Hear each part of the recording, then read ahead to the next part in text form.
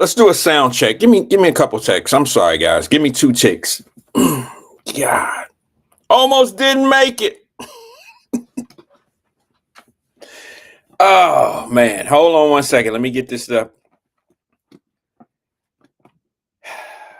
Jeez, what's good with everybody? Let's do a sound check real fast. Can you hear me? I'm working on zero food. I'm working on zero shower before I get here right now. So bear with me. Let me know if you're good on the sound. Give me a thumbs up. Or a comment. What's good with everyone? Who's here? Let me know if you're here. Short show today. I almost didn't make it. Ooh, taking a lot today. Give me 1 second. Let me make sure I got everything here clear. We're good on the sound? Yes. Straight from the office today. I'm working on zero food.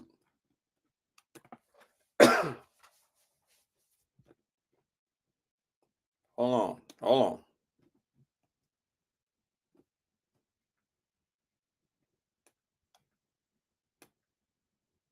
I just want to do a sound check. I want to make sure we're good. Thank you, Shaba. Oh, no shower. All right, look, I got this OCDC, DCRA, run DMC as disease. And it is, I have to shower. I shower 3, maybe 4 times a day. It's just what I do. I'm sorry.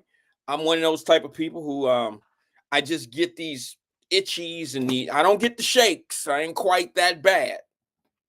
I get the itchies when I'm around, around certain environments, or you know what I'm saying, like when I see a lot of dust, and I don't know.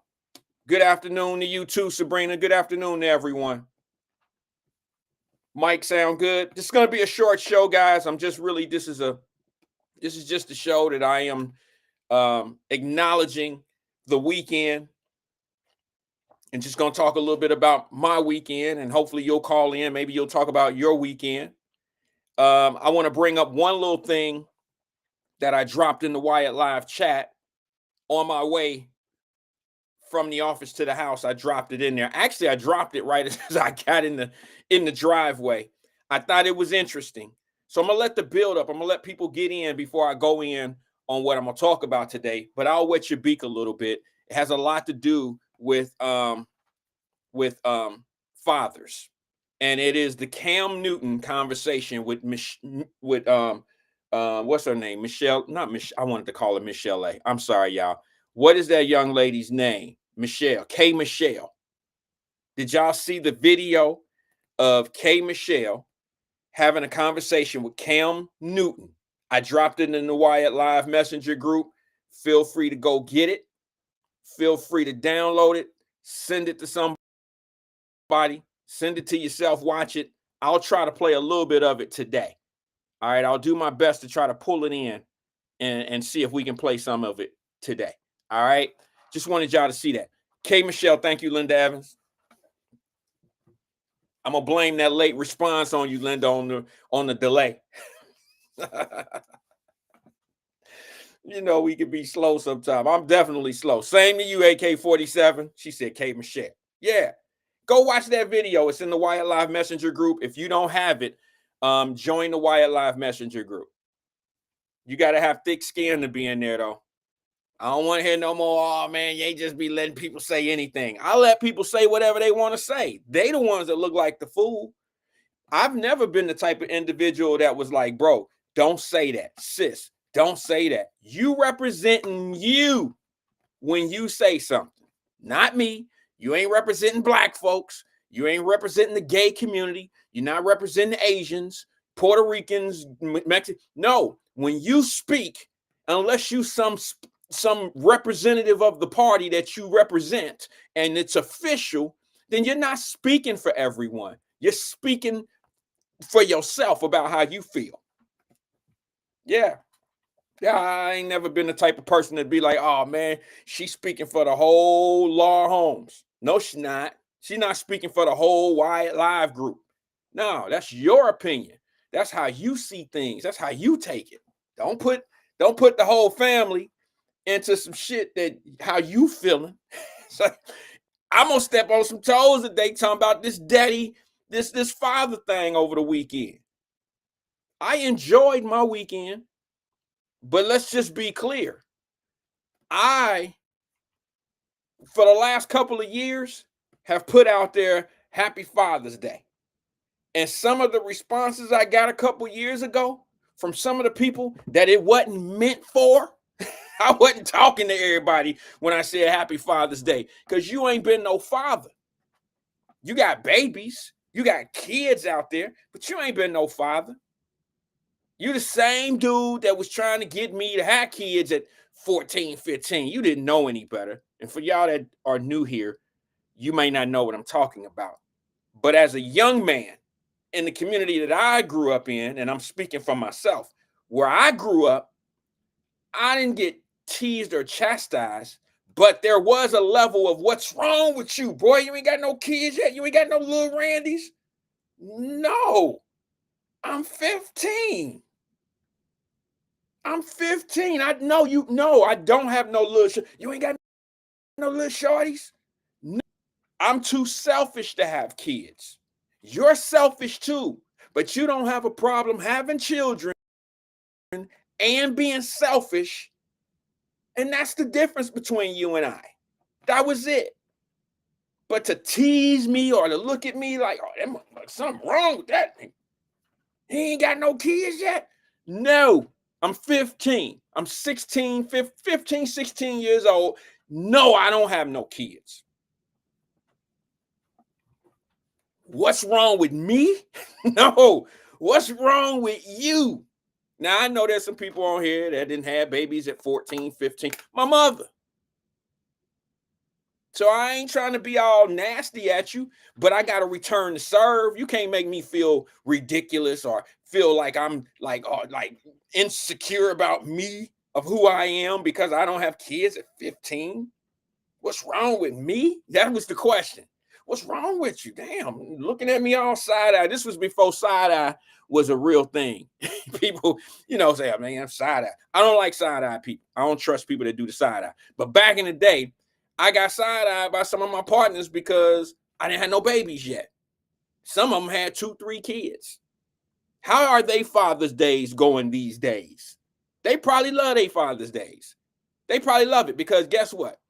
It's easy when one person has to take care of kids and you don't have to take care of them. If you're the one falling back watching your son grow up from a distance and all of a sudden he the quarterback at the high school or the junior high, but you ain't played no pivotal role, you know what I'm saying? You probably think Father's Day is really for you. It's not. Father's Day is for the daddies that put that work in. It ain't even for the daddies that send a check. Now, get mad at me if you want to. If you a child support daddy and you think that child support check is raising a child, you're wrong.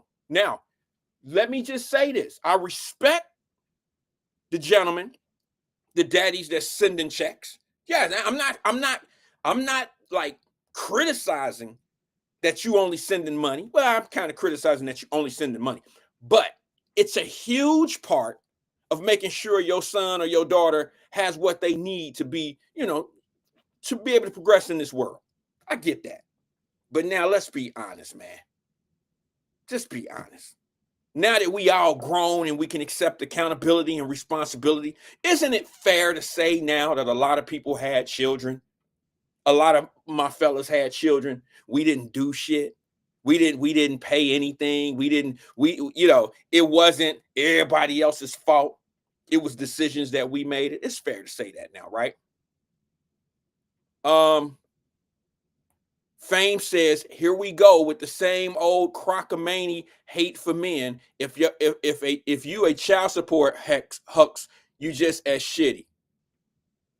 If that's how you take it, brother, I'm sorry. I'm sorry. But if you look at the way the things are going, child support don't raise kids. And the only reason why I got off on that is because of this reason here. couple years ago, I was saying Happy Father's Day to people that didn't deserve it. Now, Fame, I don't think you one of those that probably didn't deserve it, but you seem to be the only one, and all that old shit because of what I'm feeling and how I'm saying what I'm saying. But to be honest with you, a couple years ago, I was sending out Happy Father's Day, not to end as a huge post. And the feedback I was getting from some people have not been fathers to their children. I felt bad because I'm not the type of dude that's gonna be like,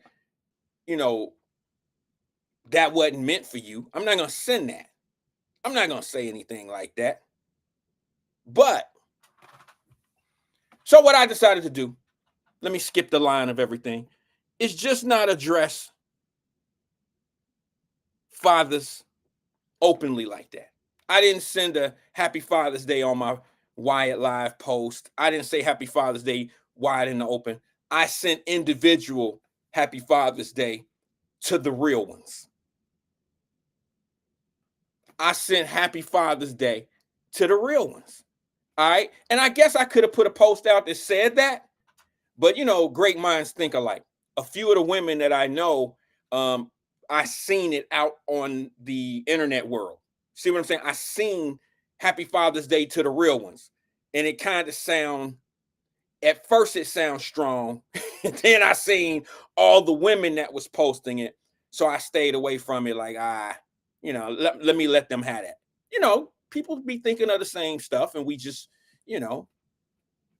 put it all out there. Some people put it out there all at the same time. They say it a different kind of way. So let me just say this on the air while I have your attention. Happy belated Father's Day to the real ones. And I could think of some individuals on this broadcast right now who are real ones.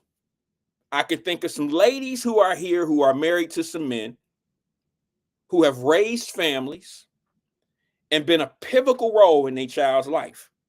This might not be a show for everybody today. This may not be the show, it's a short conversation. I'm only here for a minute. I'm still feeling the love from my family over the weekend. Okay, I woke up to it. I woke up to the greatness. You know what I'm saying? I woke up to it. So once again, happy belated Father's Day to all the real ones. And that's all I'm gonna say about that. I had the greatest weekend in I don't know how long. I even went on a helicopter ride, guys.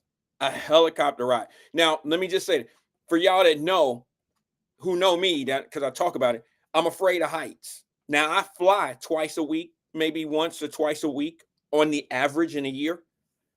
I can ride in an airplane, no problem, pending the size. Some airplanes are a little rougher for me. The smaller ones are rougher for me because you can feel the turbulence a little bit more. And they're just too compact. And my fear of heights is a little bit more active when I'm in a smaller plane. But these helicopters, I might as well be sitting in a dining room table. I might as well just be sitting in my dining room table at home because when you're riding in a helicopter, you feel everything. You feel everything. You feel the turbulence. You feel the motion of the engine, the motor that's in it. You feel every propeller that twists around. You feel everything. And it scared the shit out of me, but I wanted to be a big dog. It's almost like riding a roller coaster for me. Reason why I say that is because I'm afraid of roller coasters. I ride roller coasters to tackle my fears, but I feel everything on a roller coaster. Anybody know what I'm talking about? Y'all know what I'm talking about? Like you feel every corner turn, every dip dap in the air. You feel everything about a roller coaster. If you've never been in a helicopter, it's like riding in a roller coaster. That feeling, not the down and ups and the stomach puzzling. The vibrations are the same. So I had an opportunity to do that. We did a breakfast. We did let's see, breakfast. We did. I don't want to leave too much out, but we did breakfast. Then we did like gifts. Like I got a few gifts. I got a few things that I like and happy for. I mean, little bitty things. My family really did it for me this year. It felt like Christmas back in the day. It felt like a Christmas. But where's my rag? Here it is. I have a few new toys, things that my wife had been listening. They always ask me what I want for my birthday, for Christmas, for what do you want, Dad? What do you want? What do you want? And I'm a giver. So I'm a very hard person to shop for. I'm a very hard person to give a gift to. You know what I mean? Because I'm so simple that just your presence alone is good enough for me. You know what I'm saying? Like I'm the type of person that just wants a day off. I'm cool with that. I'm the type of person that want to just kind of chill and be by himself. Or hey, let's all go get dinner. Let's go get lunch. Then we'll do some things. We'll go, Top Golf or whatever. Then we'll go to dinner after that. I'm that type of person. I don't need there you go. Mama Bert says socks. I got socks. There's no doubt. Y'all have to understand. I have this thing about socks. Okay, I wear a pair of new socks every day. It's the most ridiculous. Now that I think back on it, it's very ridiculous. But it's one of my things that I do because of some trauma that I went through. Mama Birch, remember how we used to have to wash our clothes in the sink in Laura homes? Yeah, it was one of them things. I had a little trauma back in the day. Granny was using the Woolite and doing some other things. For y'all that don't know, a lot of us had to wash our socks and our drawers in the in the sinks back in Laura homes because you didn't have washer and dryer hookups in the apartments back then. You either had to wash your shit in the house or you had to go down to the laundromat where Mama Birch and them lived. And not everybody had rolls of quarters like that back in the day either. I don't know if it was nickel dimes or quarters. I don't remember. It doesn't matter. A lot of us washed our clothes in the sink. That's kind of showing my age, isn't it? But a lot of us washed our clothes. Oh, Mama said, I ain't talking to you, Randy. I don't know. I thought you said socks. When you said socks, people know that I'm the sock guy. I had this thing about socks. Anyway, okay, let's go. How was your holiday? How was your weekend? I shouldn't have said holiday. It wasn't a holiday for everyone. How was your Father's Day? My fellas, happy Monday to you, Tiffany Daniels. TD in the building. Donna, what's happening? Where my fellas at? Listen to fellas. I don't want to hear mamas who've been daddies their whole life. I don't want to hear from you. But happy Father's Day to you as well. I want to know from my fellas who enjoyed their weekend and what did you do? What did your kids do for you? Was it good? Cut this light off a little bit. Turn the lights down. Let's get the lights down. Let's get the mood. Let's get the mood going. I got a small little announcement as well. Let me know in the comments how your weekend was as a father. What's up, Ed? Ed Bentley. Now, y'all know, fellas, if it was a Mother's Day weekend, the comments would be blowing up. Kids got me some flowers. We went out to dinner. Come on, fellas. Don't let me find out that all y'all up in these comments, y'all kids ain't doing shit for y'all. Because that's a reflection of you. I'm just saying. Ross said breakfast and head in bed was great. What? Oh, I should have. Certain people, I have to read the comment before I actually say it. My bad, y'all. Roz, thank you for your input, but I should have known that I should have read your comment before I actually said it out loud. But sound like a good weekend to me. I'm just saying. He was honest. All right. Well, I had a tremendous weekend. Spent the whole weekend. Twin said, right, we don't get any love. We do get love, but it's just different, isn't it? The love is always, I said, got him. The love is always different. It's always keep it to yourself, Linda Evans said. The love is different for fathers. All right. Y'all get us a belt, we good. You get us some socks, we're good. You get us, what father want a pair of Jordans from their kid? Like, I don't want an expensive gift for my kids. Hell, my kids are in college. I mean, I'm cool with a candy dish, you know what I'm saying? Something that they didn't put together, my favorite candy, I'm okay with that. Go spend $5 or $10. It's not what you spend. That's not what it is. But I don't need a watch. Okay. I don't need shit that's gonna set you back. That's not what I as a father need. Now I'm speaking for myself. I would rather see my children just do something that means something for me to keep my life convenient. Like, okay, daddy I'm gonna get him his favorite candy so he don't have to get up and go get his Reese cups or whatever. So I'm gonna get him a bag of Reese cups. I'm so Gucci with that. I'm cool with that. Don't go off to Macy's. Where are all these Macy's and these malls? I don't need anything from the mall. I'm cool. Just go get me a candy dish and it's that. It's up from there. Let's see. Sean D. Nutter, what's good, bro? He said, now I got to hear it from the men. I asked for it. Sean, I don't have to read Sean D. Nutter's comment.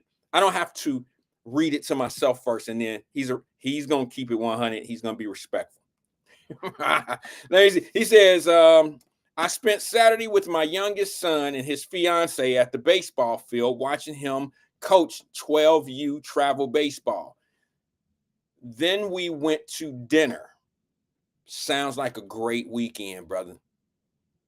Sounds like a great weekend. Hell, Sean, I can remember. Look, I didn't have my first child till I was 30. My wife and I, we were 30 years old.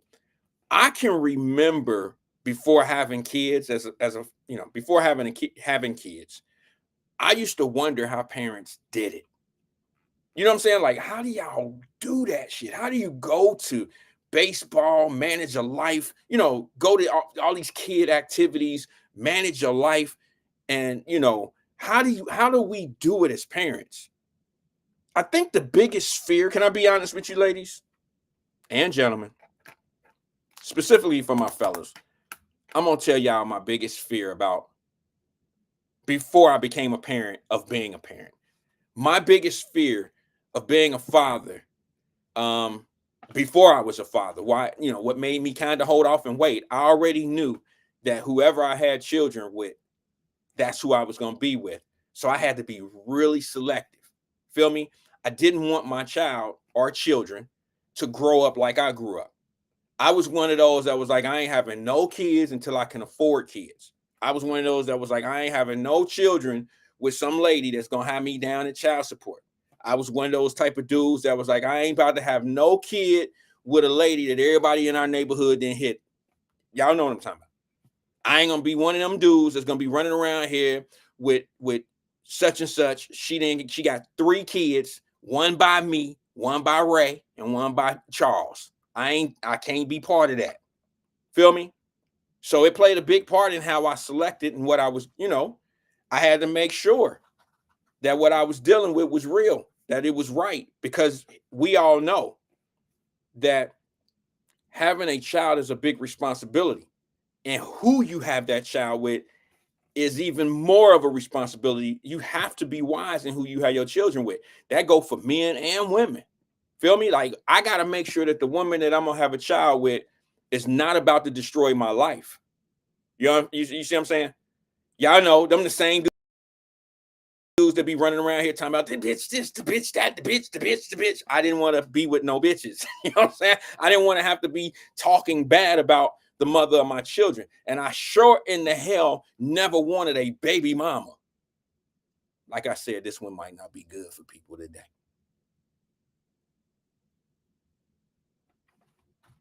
I never wanted a baby mama. I'm sorry.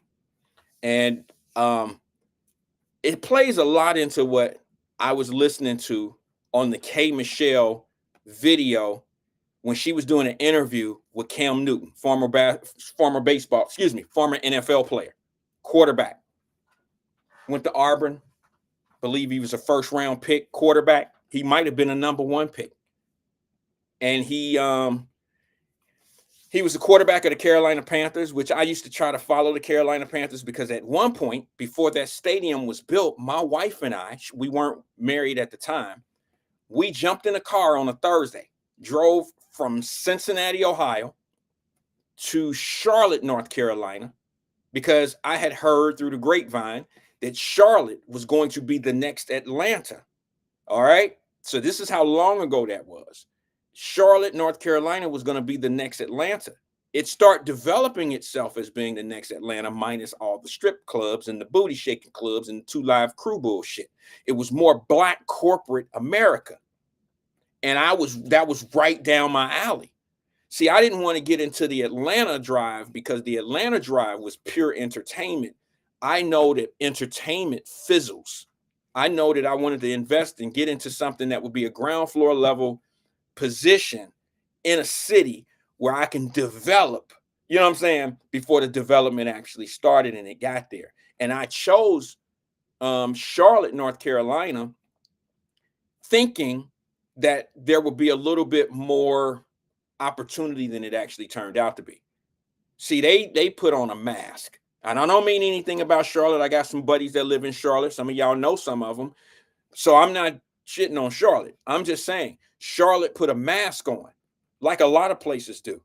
They look one way, but they run their business the way business is being ran, if you know what I'm talking about.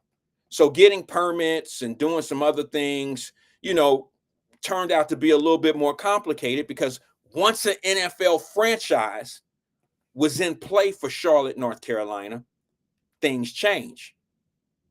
Things actually change. You'll see. What happens is if the Cincinnati Bengals decided they don't want to do business with the Cincinnati area, downtown Cincinnati will change.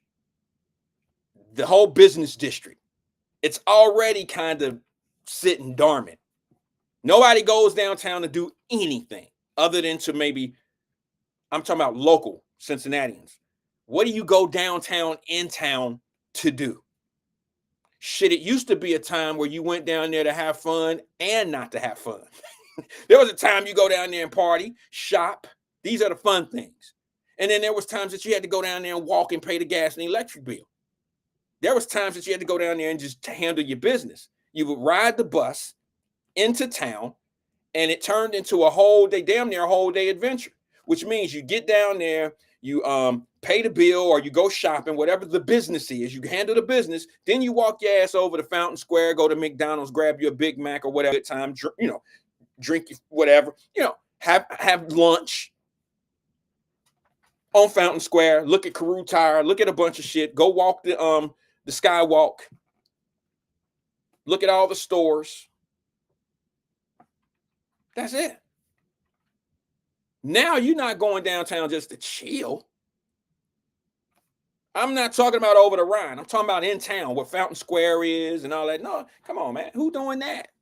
When I come home to Cincinnati, bro, I might go downtown for something. It's, you know, it's very limited. I just don't interact downtown anymore. I would find myself in over the Rhine, doing what the over the Rhine crowd, you know, the over the Rhine over by TQL Stadium and all of that down there by the soccer stadium. They got some nice, and I don't mean this in a nasty way. Y'all know what I mean when I say this. They have some really nice hole in the wall mom and pop little restaurants. Yeah. Same places I used to skin my legs, skin my knees, where I used to play as a little boy. Redevelopment property. Have you seen what they've done to the LeBlanc Boys and Girls Club? They tore it all the way down and look what it is now. Yeah, I mean, come on, man. We used to go downtown and get off the bus and smell that damn popcorn. And the day has just now started. Who was that? Who had the popcorn? I'm drawing a blank, but y'all know what it is. The store right across from Lazarus and all and Jordan's and all of that down there. You know, who was that? Newberry's? Who had the popcorn? Mama Birch, who had the popcorn? I could still smell that shit to this day. It was that powerful. You know what I mean? And you get the popcorn, you walk back down and you go over and you sit down in the square. You watch the girls watch the guys. It was just a great time. Newberries. Thank you, Stephen Speed. Thank you, Brenda. Thank you, Brenda. Newberries. You could smell that popcorn as soon as you could smell it when you were sitting on the bus. Soon as I don't know what bus you rode, but we would ride the damn bus downtown. And if you came from the Fay, you rode the 49. If you came from Law Homes and all that, you got on you go to Ezra Charles and get on the 1. You get down there, man, you smell that popcorn. People open the window so the shit to get in. We wasn't scared. Oh yeah. Sabrina said, don't forget the caramel popcorn at Newberry's. That's what I'm talking about. I didn't know that. I used to walk right past Izzy's. I always thought Izzy's was a little bit more upscale, not upscale, but a little expensive. That's what I always thought as a kid. Because when you got a mama that convinced you of certain things, you grow up with them things. You know what I'm saying? Stephen Speed, my mama always told me Izzy's was, we can't go in Izzy's. Nah, not that we wasn't allowed in there. We couldn't afford to go in there. That's how I felt about it. But then I grew up walking past all the stores that I had been told that I couldn't go in. You know what I'm saying? And then I would do little dumb shit. Fake it till you make it. I know that world. I've been part of that world. I've been part of that world more than you can imagine.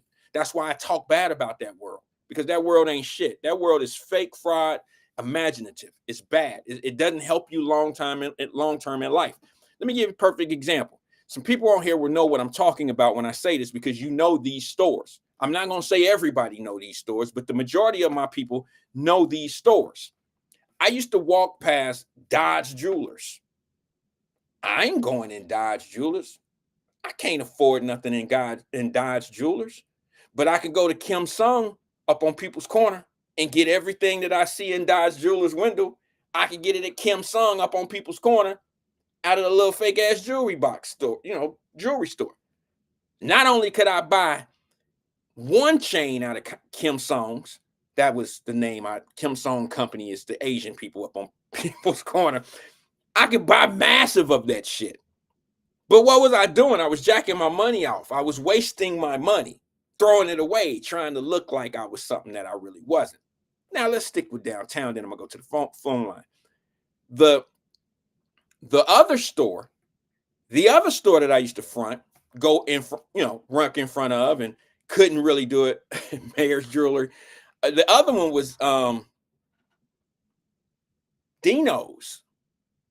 Who remember Dino's? Stop lying. You remember it, but you ain't never been in there. You ain't never shopped. Who bought something from Dino's? I have. When I was a kid, youngster, I wasn't grown yet. I bought something from Dino's. You know what I bought from Dino's? Some of y'all will remember this and some won't. For those that need to know, Dino's is a men's clothing store, highly expensive suit store. No, Dino's didn't have pimp. You thinking of House of Adams, Mama Birch. Mama Birch is sipping. She's sipping this afternoon, y'all. Dino's was a well-respected suit store that had Italian cut suits.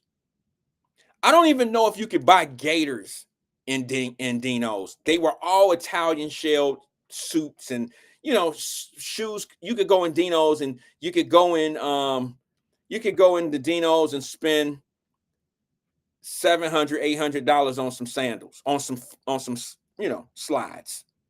The suits, you couldn't get a suit out of Dino's for less than $300. And we're talking about, this is in the 80s. So you convert the 80s over to 2025, that $300 suit is probably more like a $1,200 suit these days.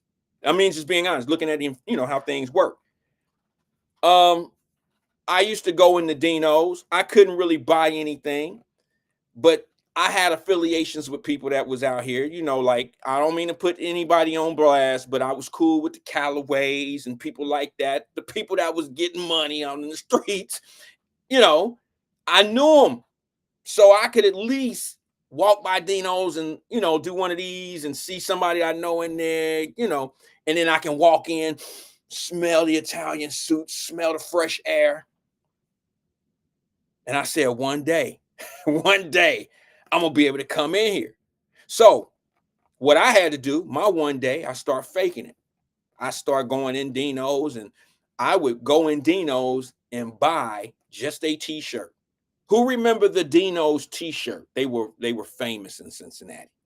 The Dino's t-shirt was a they had all these they had multiple colors. They were always solid colors with one print on the front. Okay, if y'all don't stop that House of Adams and Smitty shit, I'm talking about Dino's. You can't even mention them two stores when I'm talking about Dino's. Leave that House of Adams shit and Smitty's alone for 1 second, because they don't even compare to what I'm saying right now. There's a huge difference. Now, I would go into Dino's and buy their t-shirts. They had all these multiple color t-shirts, all right? But they were solid colors, but they had maybe like 10 different colors, all right? And just buying anything out of Dino's, oh, now Mama Birch is absolutely losing it. She didn't squeeze some lemon in her drink. She didn't say it bends. See, Mom, stop playing. Stop playing. I'm gonna put your ass on punishment, Mom. But I'm just kidding. But anyway, I would go into Dino's and fake it.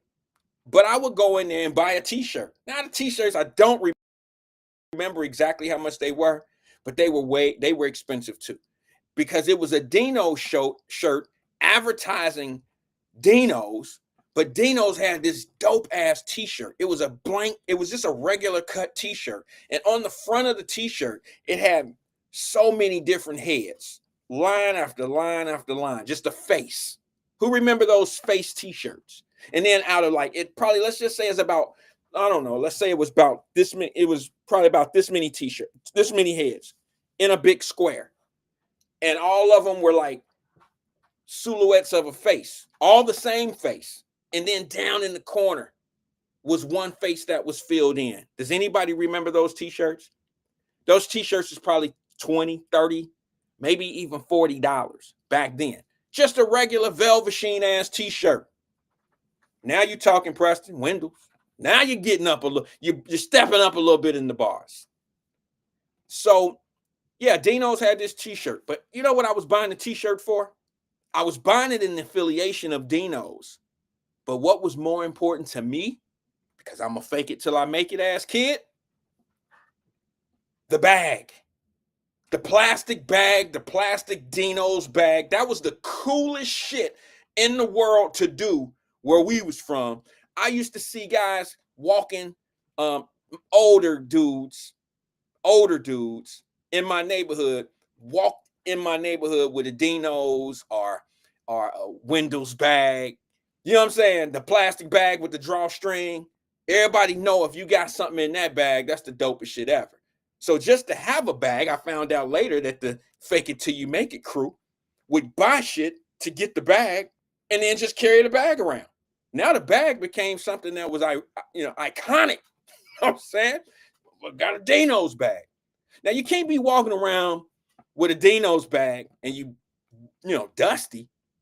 So it was the days that you wore your nice ass straight leg jeans with your Converse and you clean and shit. And you walked around with your Dino's bag. That's what the fake it till you make it crew used to do. It sure in the hell wasn't a $500, $600 suit in those bags. It was usually something very small so you can get the big bag. Fake it till you make it crew. Some of those fake it till you make it crew members never grew out of that shit. They may have grown out of that tactic of, okay, let's get the bag. We're going to get the t-shirt. But some of them have faked it all the way up until however they are, whatever age they are to this day. Those are the people that I be saying fake leaders, fake mom, fake people. The people that y'all love the most, who got y'all thinking they got so much money and they just still doing the same shit they was doing from the Dino's days. Sorry. Oh, one other thing that was fly back in the day. Who used to do this? I think fellas did this more than anybody. I used to love to see the older dudes in my community, especially in the Fae. All right, because I didn't pay attention to this shit in law homes. I was much younger. None of that shit mattered. But in the Fae, I'm getting to that age where money kind of defines you. Like if you was getting to the money, then people was looking at you a little bit different. You know what I'm saying? Now I was becoming young teenager. I was 12, 13 years old, and I was paying attention to certain things. I used to love it when the brothers would get off the bus. Get off the bus. They would get off the bus in the neighborhood and walk to the house, and they would have a hanger from the dry cleaners. I thought it was the coolest, richest shit in the world in the hood to see people get their clothes out of the dry cleaners. Am I the only one? Did that shit not look fly back in the day? To have your clothes in, one of them hangers and shit with the plastic bag, and it was a dry cleaner hanger, and you walking home and you got your shit in the dry cleaners, and it was your straight leg Levi jeans. They was faded and they were dry cleaned. That was the flyest shit to some of us. We used to be like, that's us. I'm doing that shit Marco do. I'm doing that. So we would mimic and do the things that we seen the people in our neighborhoods do. And, that was how we faked it till we makes it. Yep. Hudson Brothers. They were downtown.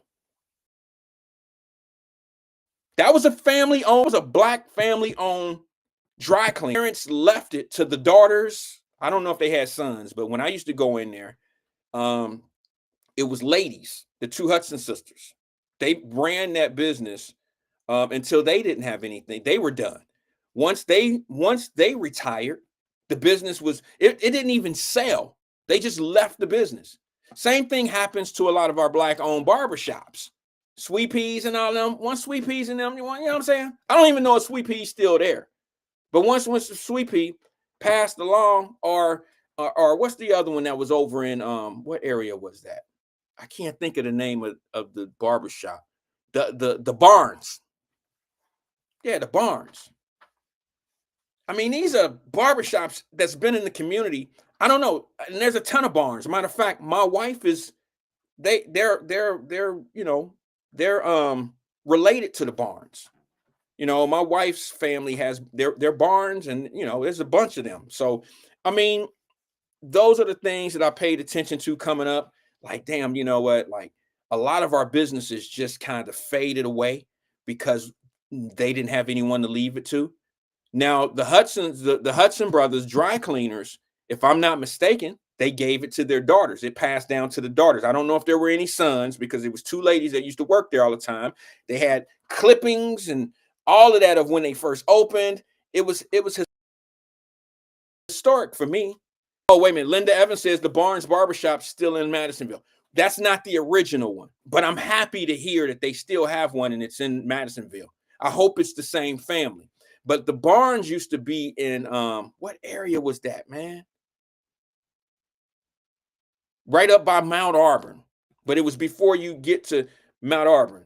Jacqueline Carter says no sons. So it was all daughters. That makes sense, because the two ladies that worked there for years, once they retired, they shut it down. Woodburn. That was it. AK-47. Barnes on Woodburn. What area is that? LaDonna said, yeah, the two daughters. I don't know what area that is, but yeah, I used to go there, and my first haircut in life came from Sweet Pea's barbershop. My mama sent me up to the barbershop. My mama was crazy. I remember my mother, I guess my first cut, maybe it wasn't my first cut now that I think about it. Thank you, Tracy. She said Walnut Hills. I thought it was, because Mount Auburn is right there by Walnut Hills. Yeah, it's all kind of close by. Yeah, it's kind of close by. Walnut Hills. My mother, I don't know if this was my first haircut, but I do know that this was my first haircut going by myself. My mother may have cut my hair when I was an infant. I don't know. But the first time she sent me out the door to go get my haircut, I walked up to where GJ's was in downtown, and right next door to GJ's was the State Theater, and right next to that was, Sweet Peas. Well, no, it wasn't Sweet Peas. Sweet Peas was up the street. Excuse me. I would walk right past the State and GJ's and go up the street, one more block up, maybe a block and a half up, and I went to Sweet Peas. It was the first place I ever got my haircut as a young man. Now, the irony in that is I grew up, once I became an independent businessman. I don't think anybody really cares about this, but I do. When I came back to Cincinnati, I made sure that I went back because Sweet Peas did some special stuff for us in the neighborhood. He was a really good guy. He was a Muslim. He was a religious man. Now I know, I don't mean to put dirt and say nothing crazy, rest his soul. I know their background. I know what, I know what they was involved in. I know all that shit, okay? But that don't mean that man wasn't keeping them kids that came in there on a straight and narrow. Don't judge a person always on what they used to do. You got to judge them on what they are able to provide and things that they're able to give to the community, how they give back. But this was a good guy. And if we didn't have money for a cut, he'll say, bring it on Friday, bring it back. See what I'm saying? Bring it up, whatever. But I remember when I became self-sufficient in the city of Cincinnati, and I used to always go back to Sweet Pea's barbershop, and he would cut my hair, and we would have old school conversations. And one of the things that I learned from him was, for the longest, he's a good guy. For the longest, he would always tell me, property. I don't know if y'all know this or not, but he owned that barbershop in downtown, right down the street from Ollie's Trot. He owned that building. That building is when they were doing the train and, the little streetcar shit they got in Cincinnati going on. He owned his building and the city was offering him all kind of money for that building. He told me right then and there, he was like, I remember going back talking to him about those days of when they were trying to get that property from him. And he said, I'll never sell this property. They can't offer me enough money. There's too much history here. Whatever they're going to grow, whatever they're going to build around this neighborhood. This was way before the TQL Stadium. It's way before they start putting in the little bars and the hole in the wall, nice places. He said, Lil Randy, before I give that up, I'm going to be part of it. I'm going to be part of it. This is my neighborhood. I've been here since you was a baby. I can't argue that.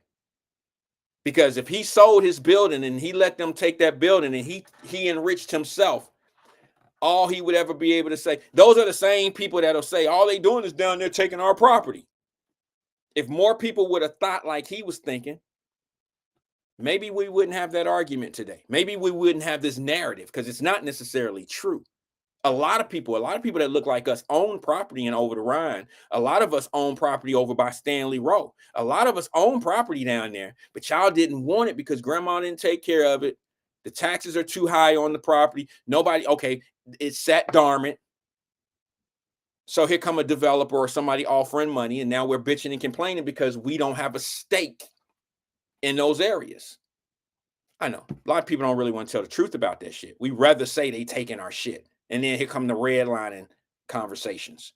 I don't know if y'all understand this or not, but that development right there was part of the redlining. So it's kind of a contradictory argument when you say they made us stay in this area, and the area that they made you stay in is the same area that you didn't develop. It's the same area that you end up selling so you can be somewhere else. You didn't want to stay there, or you didn't want to take care of grandma's house, grandfather's house. You didn't want to take care of their houses. The relationship, maybe y'all wasn't built. Maybe the relationship fell off. Whatever it was, maybe Granny didn't want y'all at the crib. Maybe Granny became ill and didn't remember anybody and did some things with the paperwork. I don't know how it all plays out, but you can't say that happened in all cases. In most cases, these people went in there and got that development area. I want to just say they got it legally. They got it the proper way. They just took something that you didn't see value. They took something that you didn't see valuable and they made it valuable. Bottom line. We can't sit back and say nothing other than, wow, why didn't we do that? Why didn't we hold out? That's just the bottom line. I remember when my sister Tracy Dillingham was like, her mom, rest her soul. Our moms died, right around the same time, stuff like that. And she was saying something about how the house sold in Madisonville. I said, sis, don't worry about that. If you got what you're supposed to get, be happy about that. Because at this point, No one is going to do the things that you would have done if you would have held on. Like the other people in Madisonville, if they get offered 20% over market value, they're going to sell also. So if you're going to hang around and just be the one that's going to hold out, forget about it, because the others aren't going to hold out. They're not going to hold out with you. It just don't work that way. Let me go to the phone line real fast, man. This is a short show. I just came here to say happy Father's Day to everybody, a belated happy Father's Day, and tell you I wanted to brag about how great my Father's Day weekend was. I wanted to brag about it. Let me go to the phone lines real fast. Good afternoon, caller. This is Wyatt. Who am I speaking with? Hey, it's Edsel Rothstein. How are you doing? Say the name again, bro. I had to cut you up. Edsel Rothstein. Edsel Rothstein. How you doing today, brother? You and these motherfucking malapropes. I'm pleasant. I'm gonna try to be. Do the best you can. I know you had a great Father's Day. I absolutely did. Then don't wear it off. Let it linger. Let it stay on you. Let it stay on you. Let it stay on you. Yeah, when I got onto the show today, my favorite, afternoon podcast, I turn it on and I hear Happy Father's Day with conditions. No conditions. No, you clearly, first of all, why would you distinguish between fathers and whatnot? Like, why? You've got to have a set of balls to do something like that. Because I got balls to do that. Either your father or not. Right. Did you hear the whole story, though, brother? Did you hear the whole story? No, I didn't. Okay, so before you go on, because I'm gonna let you have your energy at me, I promise you. I don't think it's gonna change nothing. Okay, maybe it won't. But for fair argument,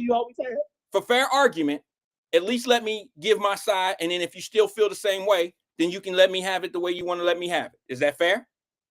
That's fair, young Dolph. Okay, young Dolph. Is that something good? Yeah, so ain't that what them niggas called you, young Randolph? Oh, okay, I got it. I was thinking the rapper Dolph that got shot up. You know what I'm saying? I don't know what his music. Negatively of men. No. What? I'm talking about. When you talk about somebody listen. Listen. The reason why I said that, bro. Do I have to break it down all the time? The reason why I said that is because when you're talking about if you're comparing me to like some type of rapper, I need to know what that rapper talk about. I ain't talking about how he living and all that. I'm talking about what is he saying in his music. You're an old school dude, bro. You should know that. When I call you Nas, when I say, oh, them Nas bars, is that a compliment? Yeah, no, yeah. Okay, because you know Nas got bars, right? Right. But now if I call you Luke, is that a compliment? Yeah. Okay, well, I guess it all depends on how you see things. If somebody called me Luke, I don't know if I would see that as a compliment. If somebody called me Too Short, the rap, or reference me as Too Short, I don't know if I'd see that as a compliment. Well, yeah, Luke is a gift and curse to rap music. Exactly. So I would still take it as a compliment because I like to think positively. Well, but go ahead and explain yourself. All right, let me explain the situation because let me explain. It's very short. There's some people that may have just gotten on and they didn't hear it either. The reason why I said that is because a couple years ago, I started going, or 2-3 years ago, I started posting Happy Father's Day on my social media. Okay. Mm-hmm. And I was getting responses from people that I grew up with. I was getting responses from people that I know who out here in these streets right now, and I know a little bit about them. You know what I'm saying? But I'd never reveal any names. But what was happening is I was getting these responses as if I was really talking to them. They were not real fathers. They kids was ripping and running the streets. They kids was out here doing things. They kids was not being taken care of by these fathers. So it was almost like they were associating themselves with something that wasn't really meant for them. So I stopped going to social media posting Happy Father's Day. I didn't want to say Happy Father's Day to the real ones because there was a lot of ladies that were saying Happy Father's Day to the real ones. And then I didn't want to, I'm just going to be honest. I didn't want to seem like I was coming off with the female energy by saying the same thing that the females were saying. Do you understand what I'm saying? So when I came on the show today, I was explaining why I didn't send out Happy Father's Day as an overall announcement, because I don't believe everybody deserves Happy Father's Day. Now, do you? Yes. You believe every father who had a child with a woman, you believe they deserve a happy Father's Day. We don't distinguish the mothers on Mother's Day, so don't distinguish the dads. I don't If do you the same. gave I somebody the drops of don't life, send out you're happy. the father. I don't send If out you Happy gave Mother's somebody Day the either. drops of life. Hold on. I heard you. I'm gonna let you finish. You're gonna talk more in this conversation than I will. I promise you. I just want to make the point. When you say something, I want to make a point to it. I don't do the same thing for Happy Mother's Day. I might say Happy Mother's Day to my mother on a social media. I miss you, Mom, something like that. You hear me, bro? But I don't say Happy Mother's Day to all the women because they all don't deserve Happy Mother's Day because they're not great mothers. And anybody that think every mother out there, huh? You just coming off as like Mark Lamont Hill, like a very Democratic man, very, very henpecked by that Democratic Party to hate black men. I'm not hating black men, bro. Why do you think? Wait a minute, hold on, brother. Wait a minute, hold on. Why do people always think? And I'm sorry, I gotta cut you. Why do you think that everything that's said negative, I'm referencing, or people in general are referencing to black people? That there's bad white fathers, there's bad Asians, and there's bad fathers in all different color and races. So when I say something, I don't mean it specifically to black men. Well, because given the fact that you've, waxed poetic about growing up in law homes, growing up in the Fae, growing up in Nolans, and even Germany, I figure that, you've been around a lot of black men, and your circle is mostly black men or predominantly black males. As a kid, but I'm saying this as a grown man. Right. As a grown, nearly 60-year-old man, I imagine that your circle is still predominantly black men. Well, it's predominantly fathers. So what I said also, and I didn't disclose this to you, Fame. My apologies, and to everybody that's listening. But go ahead. No. I also said I send them individual Happy Father's Day reach outs. I do that through text. See, I didn't say that part, and you might have missed that, and you might not have even said what you just said. But I'm saying it. I don't do that for women either, because I don't believe every woman deserves Happy Mother's Day, because there are deadbeat mothers, just as there are deadbeat fathers. And I don't mean that in the way of saying black women or black men. I say it in general. Being the grown man that I am, I have more than just black people that I surround myself with. So that statement can be a reference to anybody that I know and who don't know me.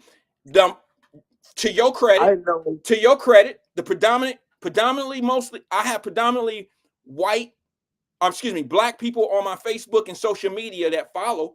So that could be a good argument. Like, whoa, bro, you got a bunch of black folks that follow you or whatever on social media, and maybe are you talking to them? But then because Tim Heidel don't listen to your show. I don't even know who that is. Don't listen to your show. I don't know who that is. Exactly. But everybody listening, most of the people listening do. Okay, maybe so, but that don't mean that I'm talking to those particular people. When I say exactly, you're not, because they're not fans of your show. Your show is black men and black women 40 to 60 years old. Maybe so. And therefore, just say Happy Father's Day, to everybody, blah, blah, blah, and keep it pushing. All that extra. So now you're going to tell me. And dicing trying to, no, I'm not.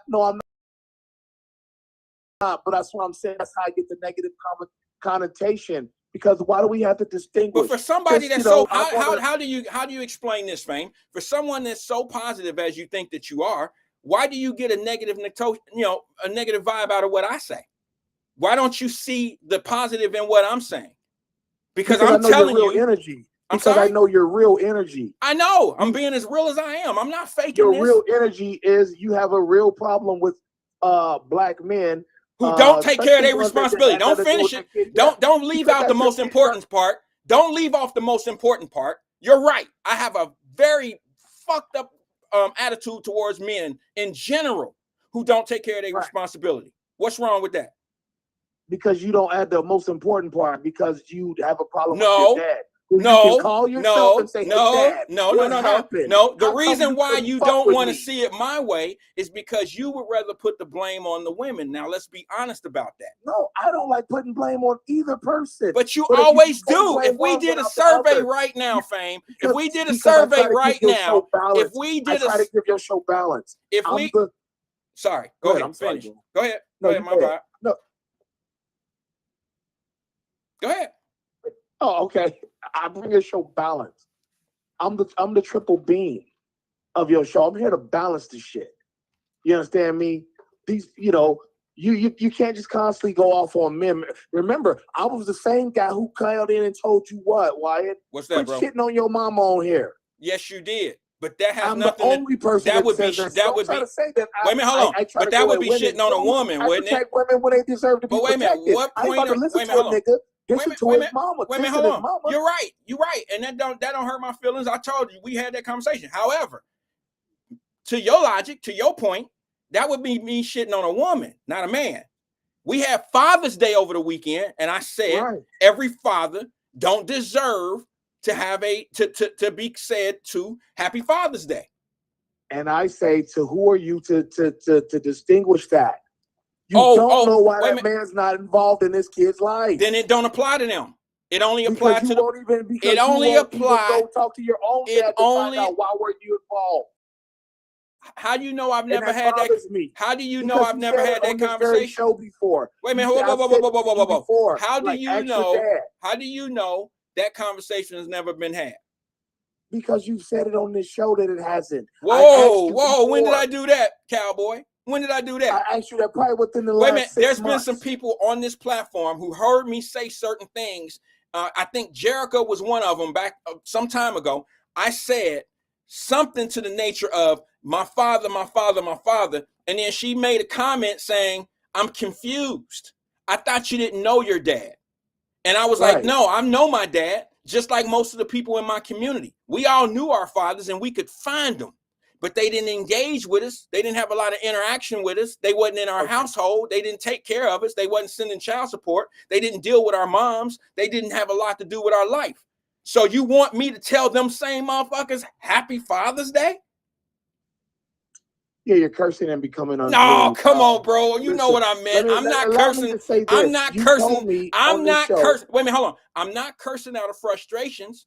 I'm actually putting what it is, what I call them.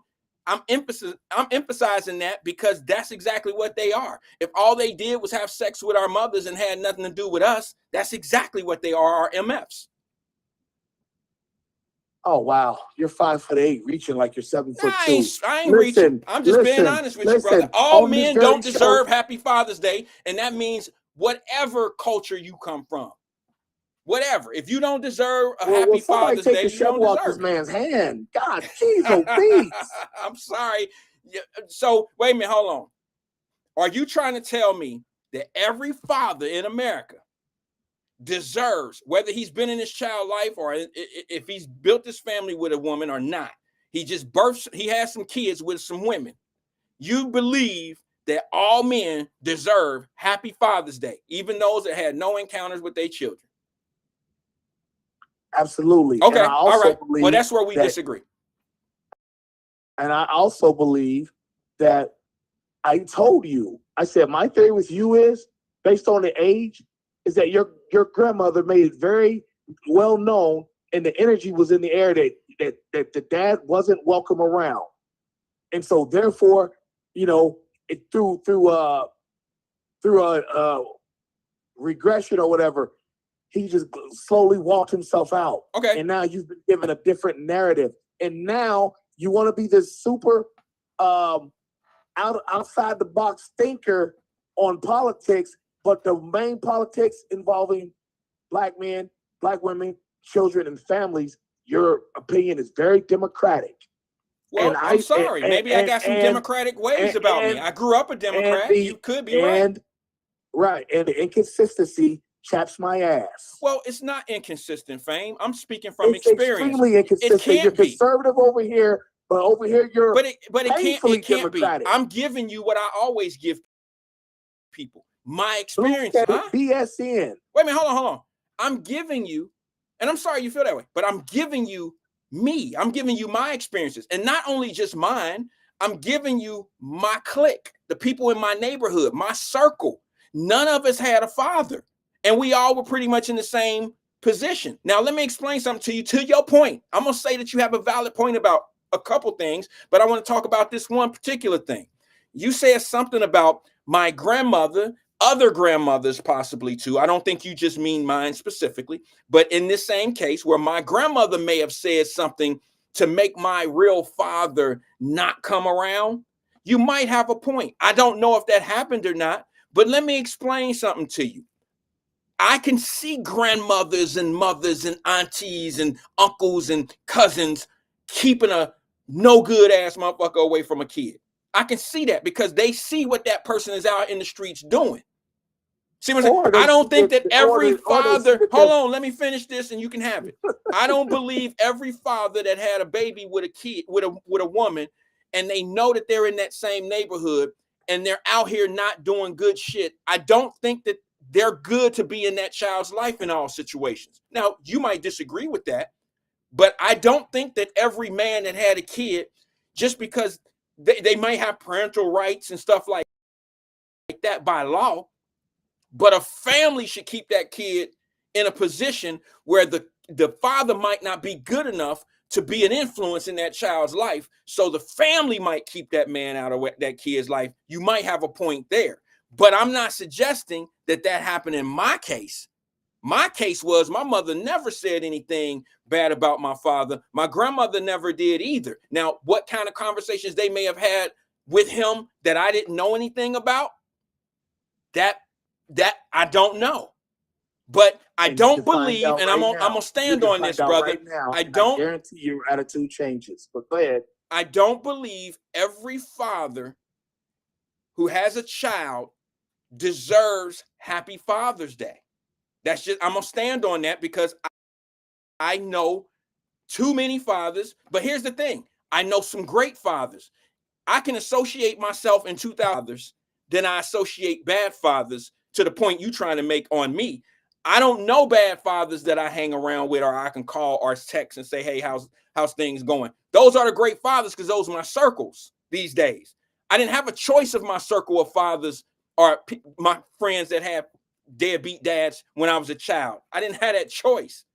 All right. But I got things in common with my circle. And one of the things me and my circle have in common is we family people and we have our children and we do family oriented shit and we get Happy Father's Days. That's it. To the listening audience, I apologize if this call took so long. I tried to be in and out, and Wyatt continued to elongate on his bad takes. But Wyatt, it remains a pleasure. I remain a fan. I just think your opinion on dads and men is just so whack, it chaps my ass. Because quite frankly. All right. I'm sorry you feel that way, but thanks for the call, brother. I love you too. Safe. Oh! All right, fam. Thanks for engaging with us. I understand what he's saying, but it's Father's Day weekend. And this is how you blow up something way too big.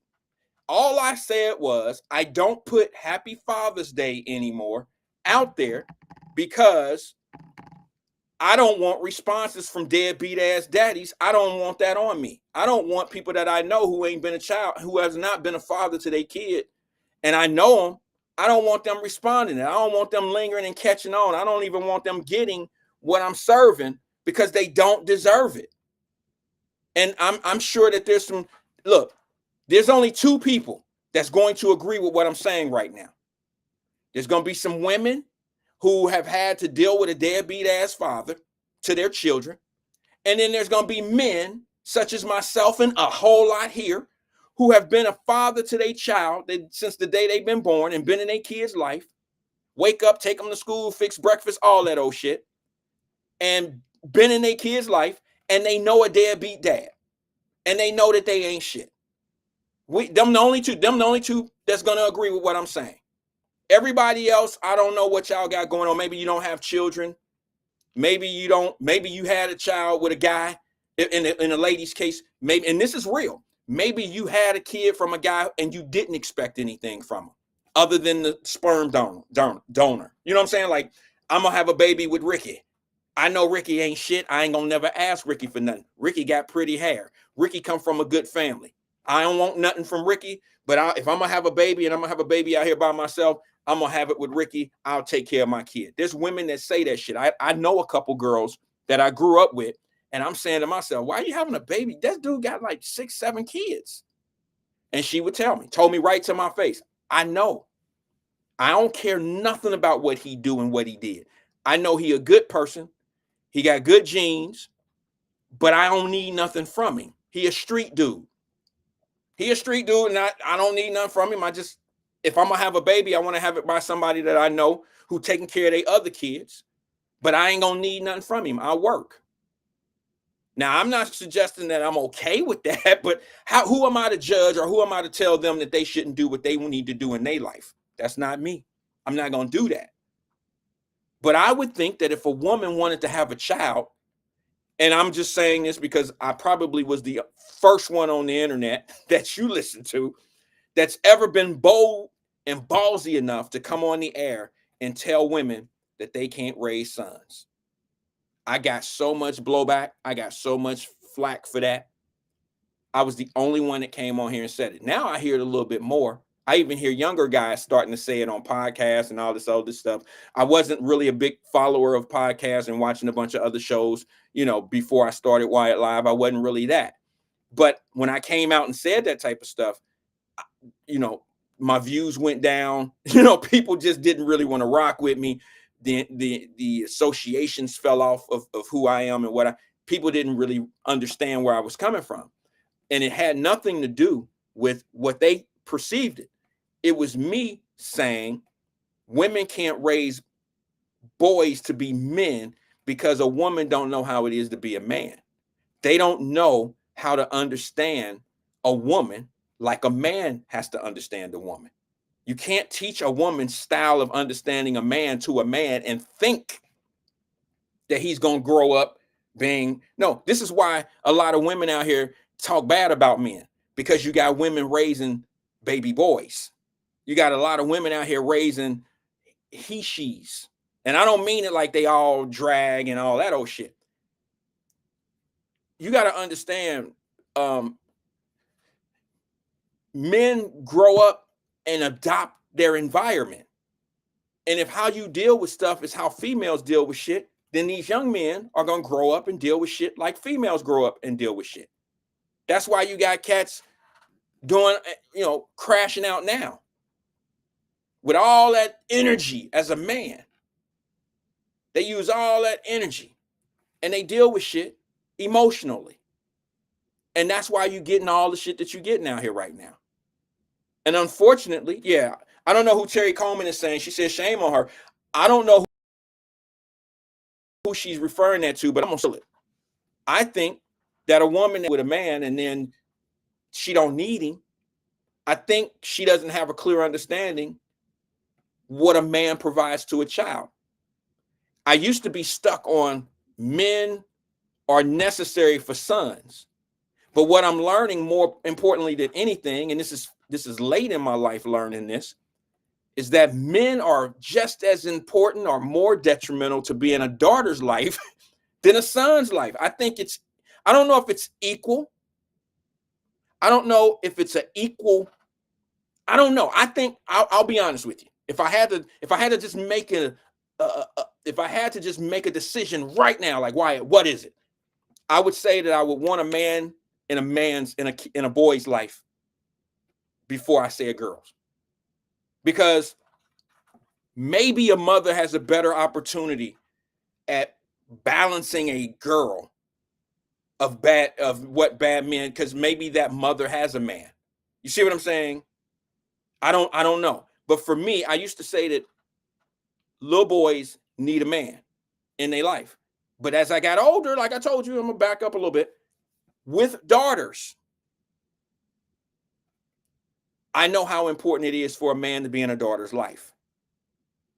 And it's not, oh, girl, I'm about to teach you all this game that they're going to be talking about. No, a man sets an example of what a woman should look for, what a woman would want. And if that same little girl, I hate to say this to my single mothers, I don't mean to be disruptive in your life, and I'm not trying to be an ass here. But if a young lady is watching her mother do everything on her own, have no man, but have men in and out or whatever, maybe just dating casually, things like that. That mother could really never stand on how to get a man. She can't tell you how to be a wife. So if I'm a young lady, that would be my argument. Mama, how you gonna tell me how to be a wife? Shit, you ain't no wife. You ain't nobody's wife. You ain't never been nobody's wife. So is it you or is it all these men that you be? That would be my argument if I was a knucklehead ass daughter. Okay, that's just me. However, I just think that it's important that a man is involved in his daughter's life. And the reason why I say that is because a man is going to teach his daughter how to be probably a wife. If you ever look at most fathers, and I ain't talking about, like I said, them fathers that's not really involved in their kids' life, I ain't talking about them. If you look at a man who's married to a woman, the daughters, if y'all have daughters, they watch the father in the home and what the mother deal with, what the mother willing to do, what the mother goes through. They pay attention to that shit. Let me tell you something about my wife, and then I'm gonna go to the phone line. I met my wife, we were 20. We were 20 years old. We didn't get married till we were 30. We had our first child at 30. Well, we got married at 29, 30 years old, and we had our first child at 30. Okay. My wife was she didn't really want to have anything to do with me at first. She thought I was a good guy. She thought I was respectful. But once she seen my family makeup, I understood. I'm not mad. I'm not bitter. Once she understood where I was from, it wasn't just because I was from Law Homes. There's some shit that come with being from downtown. There's some shit that come with you from being from the Fay, Law Homes, English Woods. There's some shit that come with you. You traumatized, and I don't mean that in this oppressed old kind of way. There's just some things that people who grow up different than you know that you don't know. And if you're not willing to adapt or willing to, take on those things, they shouldn't deal with you. They shouldn't. So my wife, she met me, we met each other. And at first it was like hey, how you doing? Hey, how you doing? See you again. I met her. We seen each other for one time in a week. We met each other when we were out with some people. I had just got back to the United States, and I went out with some buddies, and I don't really go out, but I went out with some buddies and I sat there. They called it hold up the wall. I was holding up the wall. She was holding up the wall. I struck up a conversation with somebody that was holding up the wall. We hit it off. I ended up going to lunch with her one day. Didn't see her after that lunch for probably almost 6 months. Seen her again in that 6-month period and struck up a conversation again, and then ended up going out again. And we stayed together ever since then. Now, she didn't really want to give me the time of day once she was getting to know me, but I had way too much shit that she wasn't going to really want to deal with. I was raised by a single mother.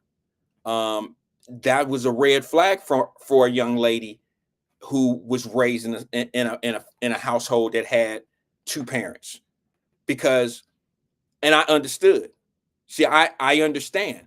It's just like I would tell I have a daughter. There's certain things that I look for my daughter to look for when she's selecting a young man. Don't that make sense to you? Like, why would I want my daughter and my daughter's in school to further her education? Why would I want my daughter to involve herself with a young man that has so much shit going on in his life? Like maybe he doesn't have any aspirations of going off to school. Maybe he has 2, maybe 3 baby mamas. Why would I want my daughter to adapt? I mean, don't even mistakenly fall in love, because love is what gets you in a lot of situations. I know we all can agree with that. Love can make you overlook a lot of shit that you really should be paying attention to in life. Love and lust, the two L's. Love and lust can make you really make some bad decisions in life. So I think it's important, and I say this all the time, and this might sound a little bad to the ears to a lot of people, but it's important for my daughter to love the first man she should fall in love with should be me. Okay. And it's important as a father to be a certain type of individual, because that's what you want your daughter to look for. You want to set the precedent. You want to set the example of what your daughter should be with. So when she selects a man, you don't necessarily, it shouldn't necessarily, if it's a man like you, it better be your good version. It better be the version that you put out there for her to understand and know. Make sense? Let me go to the phone lines. Good afternoon, caller. This is Wyatt. Who am I speaking with? Hey, how you doing? CK. CK, what's good with you, brother? Man, trying to hear from you, man. I heard the last caller. I love the last caller was phenomenal, sir. The last caller, I Yes. like y'all combo was good. Oh, yeah, that was Fame. No, I rock with bro. We don't always agree, but he's coming around. He'll learn. I'm just kidding. Because when you look at, I'm just saying it was just great dialogue between the two. Because when you listen to both of them, they y'all both came with great points. But then you Hey, know, CK? because me myself, CK? yeah, can you hear me? Yeah, I can hear you. Hello? Can you do me a favor, bro? Yeah. Can you keep talking? I gotta move a light over here. I got something I gotta grab. I'm gonna step off the screen. Can you keep talking? I can hear you. I just don't want you to think I got up and left. Okay. Okay. Yeah, I just want the people to know that the caller and Wyatt had a great dialogue. They came with the real stuff, and nobody could defeat them. But when it comes to Father's Day, that's when I must step up and tell the truth about Father's Day. And you know, the truth is, you know, it's a day for people who birthed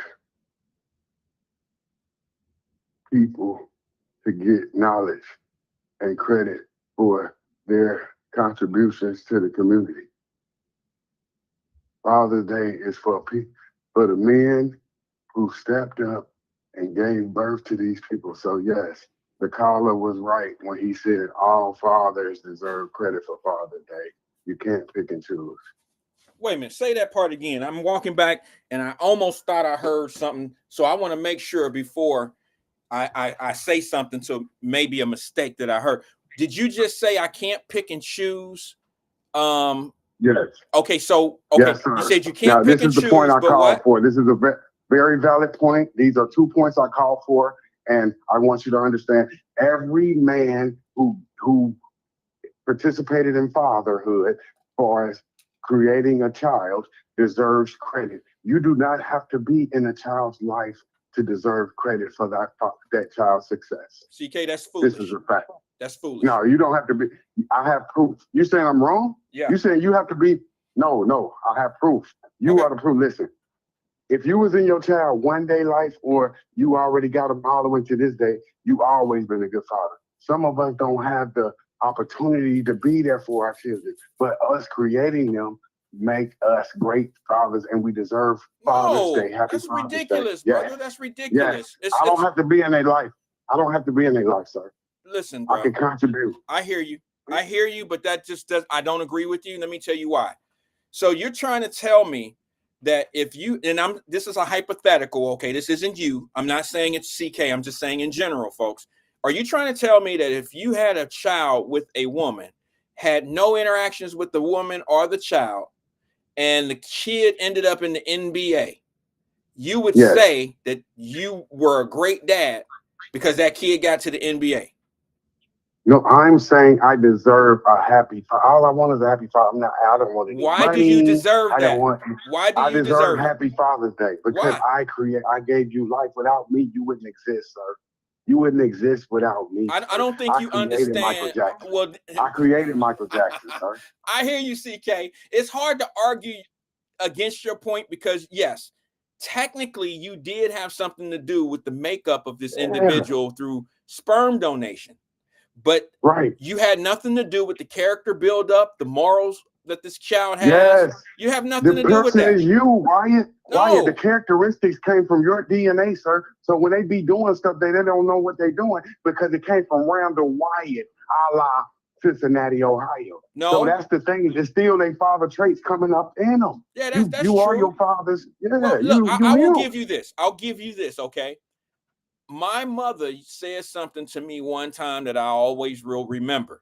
And it was something my mother never really said anything bad about my father, but she did hint to some things.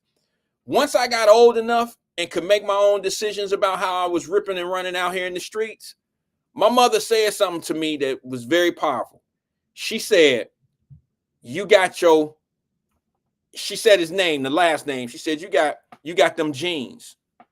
You see what I'm saying? So what she was saying to me is, I'm attracted to certain things out here in these streets because of my father's background and his behaviors. And that could be a level of truth to what you're saying. I get that. Yes. But my responsibility, my respect and morals and principles and a lot of things that I chose in life came from my mother's raising me and giving those things to me in my mind. My father had absolutely nothing to do with that. So I can't say to him, Happy Father's Day, because he's never really been a father to me. A father is more than just sperm donation. He's no different a father. Listen, I have to tell you something, sir. It's 2 points I called to tell you. That point and one more point. I am the greatest father of all time, and I don't even have any kids, Wyatt. Oh, yeah, you probably... me. That's me. That's how much I contribute to children. I can see they tell me Happy Father's Day. Well, no, I got real love and sentiment in my heart. That's not being a father. That's not being a father. You're probably more of a I know I'm a father. No, I'm a stepdaddy. No, you're not. Oh, okay, that's different. If I marry your mama, I am your daddy. Wyatt, stop it. But that don't mean you're a good one. I am your daddy legally. That don't mean you're a good one. No, not legally. Oh my God! Yeah, you know I'm a good one, man. Wait a minute, hold on. You said something that's not true. I gotta correct you so you won't be thinking you somebody's legal daddy. I'm just saying, technically, if you marry, say for instance, my wife and I get a divorce and my kids are 15 and 16 years old, let's just say. You come around and you sweep my wife off her feet. She's divorced from me now. You marry my wife, you're not technically my children's daddy. Okay, that's legally you're not my kid's daddy unless you adopt them. And now you see why me and my stepkids had so many fights. Because I was in the belief that, hey, y'all mine. Wait a minute, I thought you was the greatest daddy on the earth. You said you got stepkids and you the best father in the world. Why are y'all fighting if you the best father in the world? That's what made us, I'm saying, our past, listen, whatever don't kill you make you stronger. Me and my stepkids got to fighting, you know what I mean? Because like you said, they just like your kid, they got a real father too. I'm just a stepdaddy. So if they catch me disrespecting their stepdaddy, of course, they going to have to step up. You feel me? So they jumped on. Hey, let me ask you something, man, just for the hell of it, man, so I can get my head right. You have fights with your stepkids, but do you ever fight with their daddy? Never. Okay, why not? Never. They jumped me. I don't fight them. They jumped me. No. Okay. They jumped me. I'm the one. I got the mouth. I can only imagine why they jumped you. But I'm just saying, have you ever I'm going to tell you why they jumped. Listen. No. Okay. Hold on. Answer this and then tell me that story. Have you ever had any encounters or any type of situations with the father of the children? No, not at all. We cool. Y'all cool? Is he in the kid's life? Yeah, he's a great father. He's like you. He's a great father. I'm just saying, me and you are the same person. Hold on. Me and you, I don't know any bad fathers. Do you? Because I don't know none. All people I know is good father. So, and I ain't with bad. Hell no. So it's a myth when you tell me bad father. I don't even know none. Well, okay. Well, you run in good circles then. But are you telling me that you ain't never known any bad fathers? No, because that's what I'm saying. That's why I'm the best father, because I got so much male influence in my life. I got uncles, fathers, grandpa. I got them all. So I'm so well-rounded. There's nobody that could test me on male sculpture. Like I could sculpt the male mind to do excel. Just like kind of how you did with your daughter, how she about to be a doctor. That's the type of ability I have with young minds. So then that doesn't necessarily make you a great dad. It makes you a good mentor. They love me. My step kids love. I told you they jumped on me and everything, and they still love me. Well, we laugh about it now. I can understand that. That was just the pain. That was just pain back then. I was wrong. I'm a grown man. So if they jumped on me, yes, I'm going to take accountability. I was wrong. I told you I was disrespected. Oh, yeah, I told you I was going to tell this. Okay. I said no. Mama said yes. She hit me with, well, if you had kids, you would understand. I said, B, what you mean? These is my kids. Who you calling a B? There it is. Won't. Won't. Wait a minute. Whoa. Let's go back to the won't. Who you calling a B? Won't. What's the won't? That's the kids. The kids. They heard me. I'm talking. We all together. So you so disrespectful, Daddy of the Year. You so disrespectful that the kids had to jump your ass because you done said some crazy shit to the mom. Yeah, you know I got that mouth. This was back then, though, man. It don't matter. It's hard to be the Daddy of the Year and you whooping and all that old shit. But that's hold hard on. to Remember, explain, like Eddie bro. Murphy taught us. Hold on, Mr. Randall White. Eddie Murphy taught us this.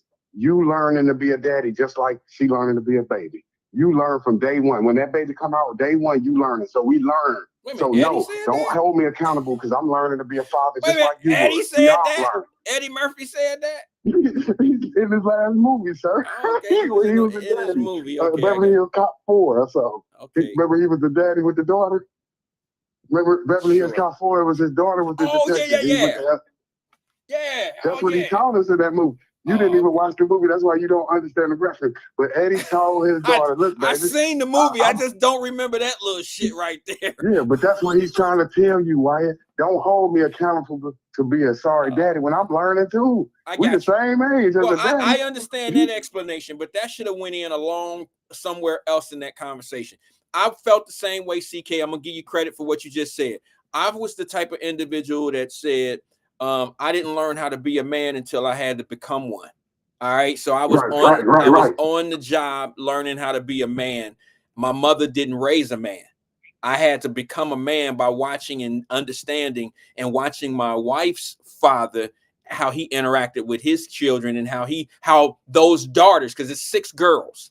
My wife comes from 6 girls. I had to sit back and watch how he dealt with his 6 girls, and it gave me a lot of advance on how to be a father. I had to watch him. I watched each one of those different ladies. I didn't get all the conversations that they ever had, but I watched how they all were different with him. He had 6 daughters. Hold on, he had 6 daughters with no boys. No boys. But my God, hold up now. Hold up. That's a problem right there. So he's married with 6 daughters in the household. Yeah. What did that do to him as a man? Did it change him? I'm sure it did. I mean, I'm sure look, I think all men that have daughters, and I ain't talking about just a father who had a girl, who had a daughter. I'm talking about a father who's involved in his daughter's life. I think daughters change all men who are taking care. No, but I'm talking about all that women, just like you. If you got 2 daughters and a wife, that means you the only man in the household. It's just man, one man against 3 women. Let me make sure. Yeah. Carry the 2. Yeah. 3 women in the house with me. Yeah, okay. And it's just you. So that's what I'm saying. How does that change me? I mean, it changed me a lot from the perspective I had of women and how, I had to do a lot of soul searching and change how I was seeing things in life. I even start watching and liking a little bit of ladies basketball because my daughters are athletes. So we had to go to baseball and football, not football, but they cheer. How about Lifetime and Oxygen? Did they get you into Lifetime and Oxygen? They do what? Did they get you into Lifetime and Oxygen? Oh, the channels? Yes, but all that women energy. No, bro. Look, to be honest with you, man, some of the best. See, that's the difference. That's how you separate the men role and the women role.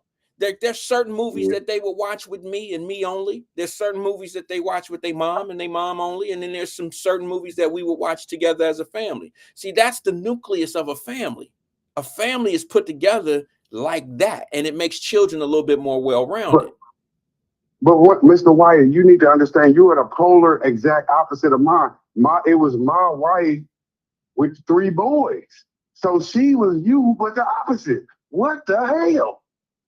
See what I'm saying? So that forms your characteristics too about the energy you living with in your household. So she got all that male energy, and then she the only woman. You got all that female energy, and you the only man.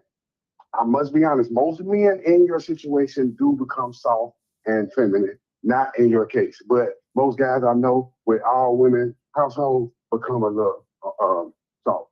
Wait a minute. I would Wait admit. a minute, bro.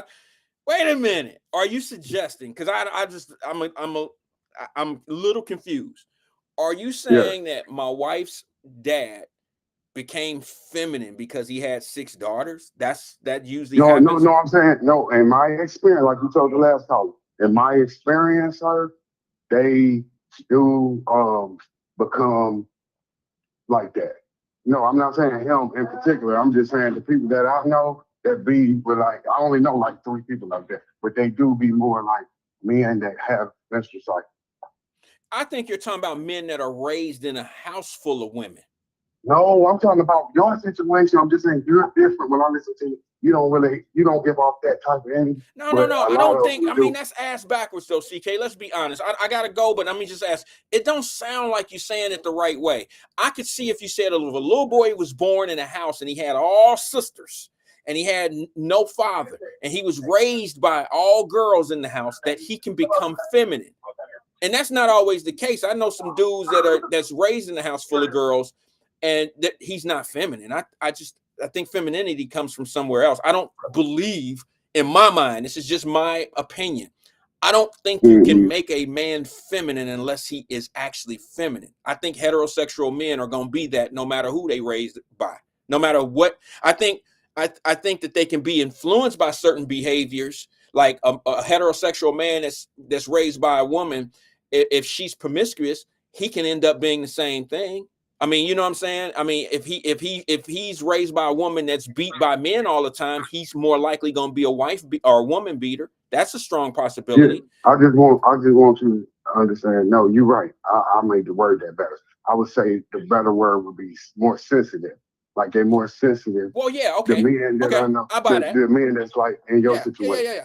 I'd say that. I Or would say that extreme a women. man, Yeah, they more like yeah, they more sensitive. But yeah, absolutely. but I'm saying I don't really draw that from you because just from your personality, it ain't like, oh, that makes sense. He lived without it don't click like that. But some guys you'll be like, oh, it sounds like he lived with 3 women. You know what I mean? Yeah. No, I think you may You have a don't get point that there. energy off. You have a point there. There's some men that once you have daughters, we do become a little bit more sensitive to female needs and their wants, and we get a better understanding of them. And I think that happens when you have a wife or a woman in your life for a long period of time as well. You start to understand how women move, how they accept certain behavior, how to deal with a woman. That's the importance of that man that's put that work in with a woman for 20, 30, 40 years. That man right there is the same man that your son is going to need, so he will be a better husband or a better man to women. Right. That's what's That's missing fact. right now. That's You don't fact. have enough men. Oh, appreciate You it. know, All right. you, Yeah. you But you're don't. right Did you get about extra that, brother. cheese on You that? go on and handle your Go ahead, CK. I'm sorry. Go ahead and finish, bro. yeah, man. Hey, man, I'm gonna listen to the pro. Hey, I appreciate you All taking my right, call. CK. I appreciate you, engaging with us, brother. Okay. Thank you. Thank you. Appreciate you. That's CK. CK could be all over the place sometime, but I think I understand. Sometimes his timing is bad for what he's trying to say. He may be frames ahead of, that's how some people are. They're frames ahead of the conversation, so they might, say something out of place, and we're not quite there with them yet. But I think what he was saying is men can be sensitive when men could be a little sensitive when they raised up in a house full of women. And I'm talking about like the dad. He's right. I'm like that. Like I tell y'all all the time, I've never had to raise a son. And my argument about whoopings and stuff like that is different than a lot of people. Some people agree with me, some people don't, but I just don't think that whooping a child is necessary. But then I gotta be honest. It's probably a little easier for me to say that because I've had daughters. All right. Little boys might be a little bit tougher. I got ass whoopings as a kid. I probably deserved them. But I don't think ass whoopings kept me from doing the things that I was going to do to get an ass whooping. If that was the case, I would have only had to have one ass whooping in my entire life. Ass whoopings don't help. They don't cure whatever you're going for. You see what I'm saying? It's not, it just don't work, because I've had so many butt whoopings in my life, I can't remember them all. See what I'm saying? But if I only had one, I would have remembered it. You know what I'm saying? And it would have been like, okay, that's a proven fact that ass whoopings work. It's just like the penitentiary. Penitentiary is a failure. The penitentiary don't keep people from coming back to jail. I mean, if it was more of a deterrent, if the penitentiary was tougher on people, maybe that would be more of a deterrent not to come back. See what I'm saying? I mean, I just think that there's a lot of ball dropping in that as well. I just think that people need to pay attention to why certain things happen. I think a lot of little boys, young men, beat on women because of the things they experience. Not all people see those tragedies and that trauma happen to people and say, I'll never do that. Some people see all that trauma and that drama that happens, and they think that's how the world is and that's how it's supposed to be, and that's my conflict resolution to these problems. They adopt what they see. So, you know, one of the things that I could tell you that I did as a child was I seen my mother get hit by men. I seen, you know, certain things that I had to say to myself, I would never do that. When I had daughters, a lot of things that I seen in life changed. Not just sports, like, okay, women should be able to play basketball. Not that. There were certain things that I seen that little girls had to go through that little boys didn't have to go through. There's also some things that I see that I had to change in my life when it came down to having girls, that you know, having so many of them as a man, like going through women. I don't condone it. I understand it. I understand that a man shouldn't just grab the first woman and that be the one they keep for the rest of their life. It don't work that way. It wouldn't even be wise to do that. You understand? I don't think it's cool. Okay, unless you didn't get high school sweetheart or some old shit like that. We live in a world now where I think it's better, since it's not forced marriages on Americans, I think it's better to go ahead and explore your options. Just be safe and be responsible when doing it. If you had 2 or 3 girlfriends, 5 girlfriends, or whatever it is, I think we have to teach our men to be intentional in what they do. Okay, I'm doing this for a reason. I'm not doing this just out of pleasure or being greedy or being unhealthy. I'm being intentional in my search for what I'm looking for. If I don't want a woman and I'm just out here dating, then I have to be honest and tell these young, look, I don't really want nothing from you. I ain't trying to be your man. I ain't looking for nobody. That tactic probably won't work, of just go out, have fun and kick it, and girls thinking you just trying to smash. That probably won't be a winning recipe for what you're trying to do out here. You'll be surprised though. Some of these girls want the same thing you want. You'll be surprised. So I just feel you got to be genuine. If you're not genuine, then you generally barking up the tree that's going to send you to the child support office, get you a baby mama, get you in a position where you are hating that you dealt with this person in the first place. And it worked both ways. It's not just women. I'm talking about ladies. Y'all have been dealing with your baby fathers and shit. Like, I can't stand even saying that shit. You've been dealing with the man that you didn't have kids with, and you can't even stand that motherfucker. You can't stand him. And you liked him at one time, but you see how irresponsible he is and the things that he's been able to do. And you know, some of it fall back on you as well. A lot of it does. But at the same time, it must hurt. It must hurt for a woman to see somebody who had a child with you. I'm just saying it must hurt to see somebody have a child with you. He has absolutely nothing to do with you or that child, and he ends up with another woman, and he is taking care of the baby that they had together and her 3 kids. That would be horrible. That would be hard. The only way that you're not touched by something like that is if you as a woman are taking care of your business on your own and you don't need anything from him or anybody, and you're able to just take care of shit the way it needs to be taken care of, and you're not missing nothing. You're not missing anything in life. You're missing something, you just don't know it, but you don't need him. You don't need a male companion to fill in your blanks. You know what I'm saying? The things that y'all family dinners and shit like that might not matter to you. But a lot of people don't understand how important that balance is. That balance is so important because most girls make bad decisions about men because they never had a really good man to look at in the first place. They didn't have an example of a good dude. Let me go to the phone lines, man, before I get up out of here. Good afternoon, caller. This is Wyatt. Who am I speaking with? What's up, son? Twin, what's good with you, brother? How you doing, man? Happy belated Father's Day to you. Same to you and everybody in the chat, man. Thanks, it was bro. a good day. And remember I was telling you about 2 weeks ago about my neighbor had a mass heart attack? Yeah, I remember you If mentioned you it. can recall. Yeah, man, he passed away, man. Oh, I'm sorry to hear that, bro. Yeah, he had needed a lung transplant. And I was chopping it up, politicking with his kids. And I say, how your dad doing? She told me, and she broke down and said, I'm sorry to hear that and stuff. So yeah, man. Sorry to hear that, bro. I said, that's all y'all weekend. And she said, right. I said, man, if y'all ain't need it, if I got it, hey, knock on the door or whatever. Yeah. And then I said, I'm twin because I ain't meet the daughter. The only time I saw when she ran out when the ambulance was putting them in the, in the paddy wagon, whatever. But yeah, man, it's a sad situation. I know the feeling losing a daddy or mother or whoever else, man. But man, hey, Wyatt. Yep. Hey, you think, like you said, you think if the Bengals go away, move to another city, you think downtown will be ghost town? If the Bengals move away? Yeah. I think that it would be, I can't really call that, but I'll say this, and you can take it for whatever it's worth. In my opinion, because I told E-Man, he didn't agree with us. And he said it wouldn't be like that. I say, man, I think it would. Well, I mean, that's my opinion. Yeah, I mean, of course it would. I mean, it probably wouldn't hit it, but I'm telling you, lose a lot of them bars will lose a lot of money.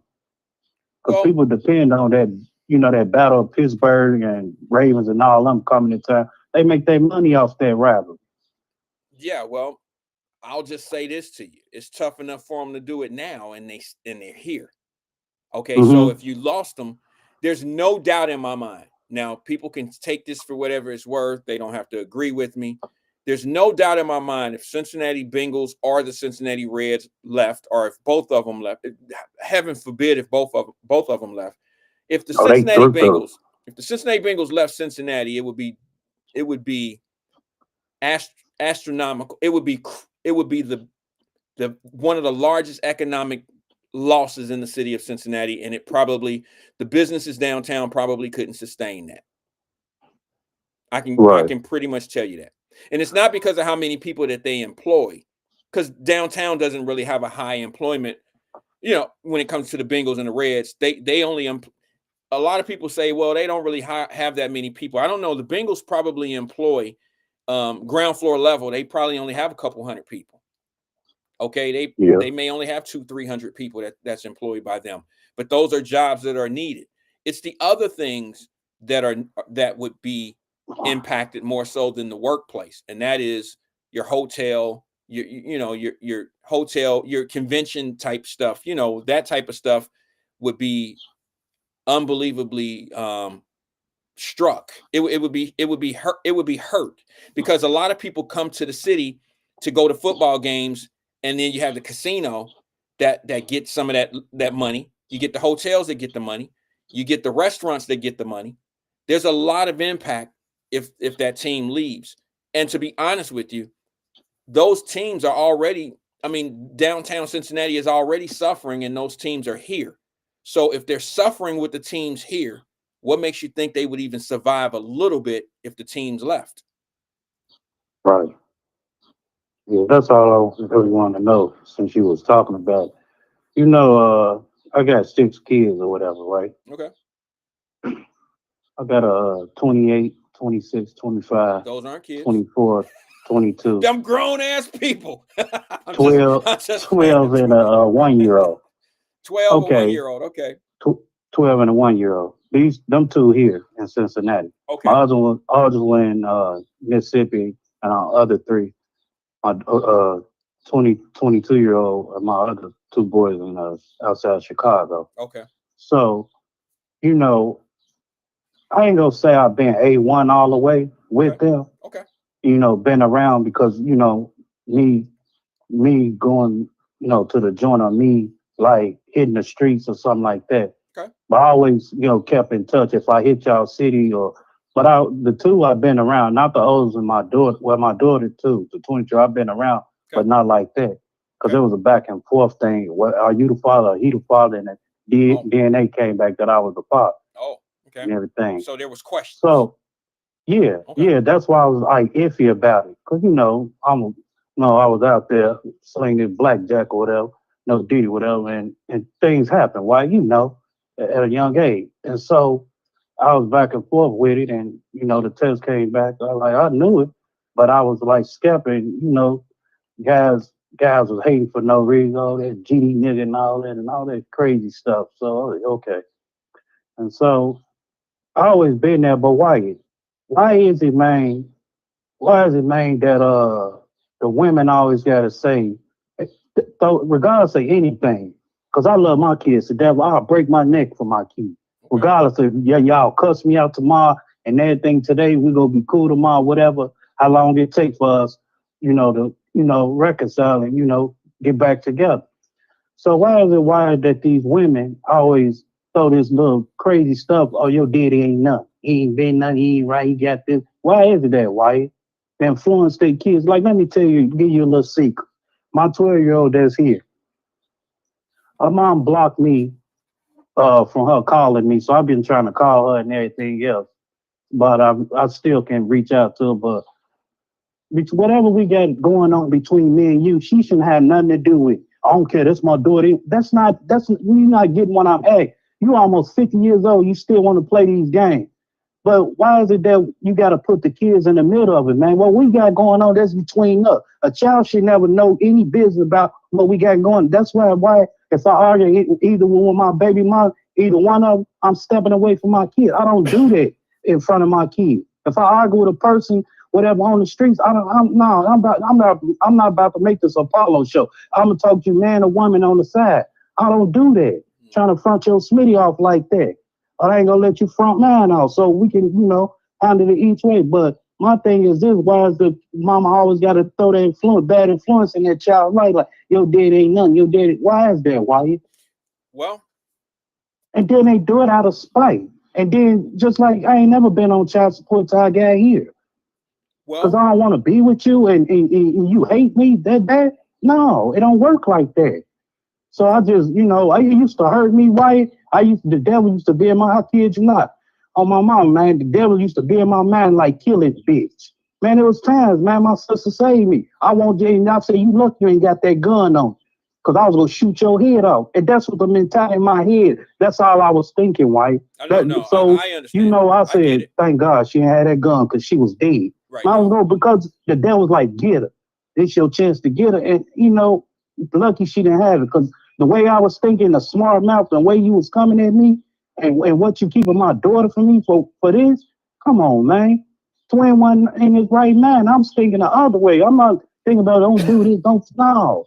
But thank God, man. No, I get it. All right, I got you. Let me answer the questions. Well, the question. Let me make a comment. Let me make a comment before I answer the question because this is a perfect example, Twin, of kind of my point of. Twin hung up.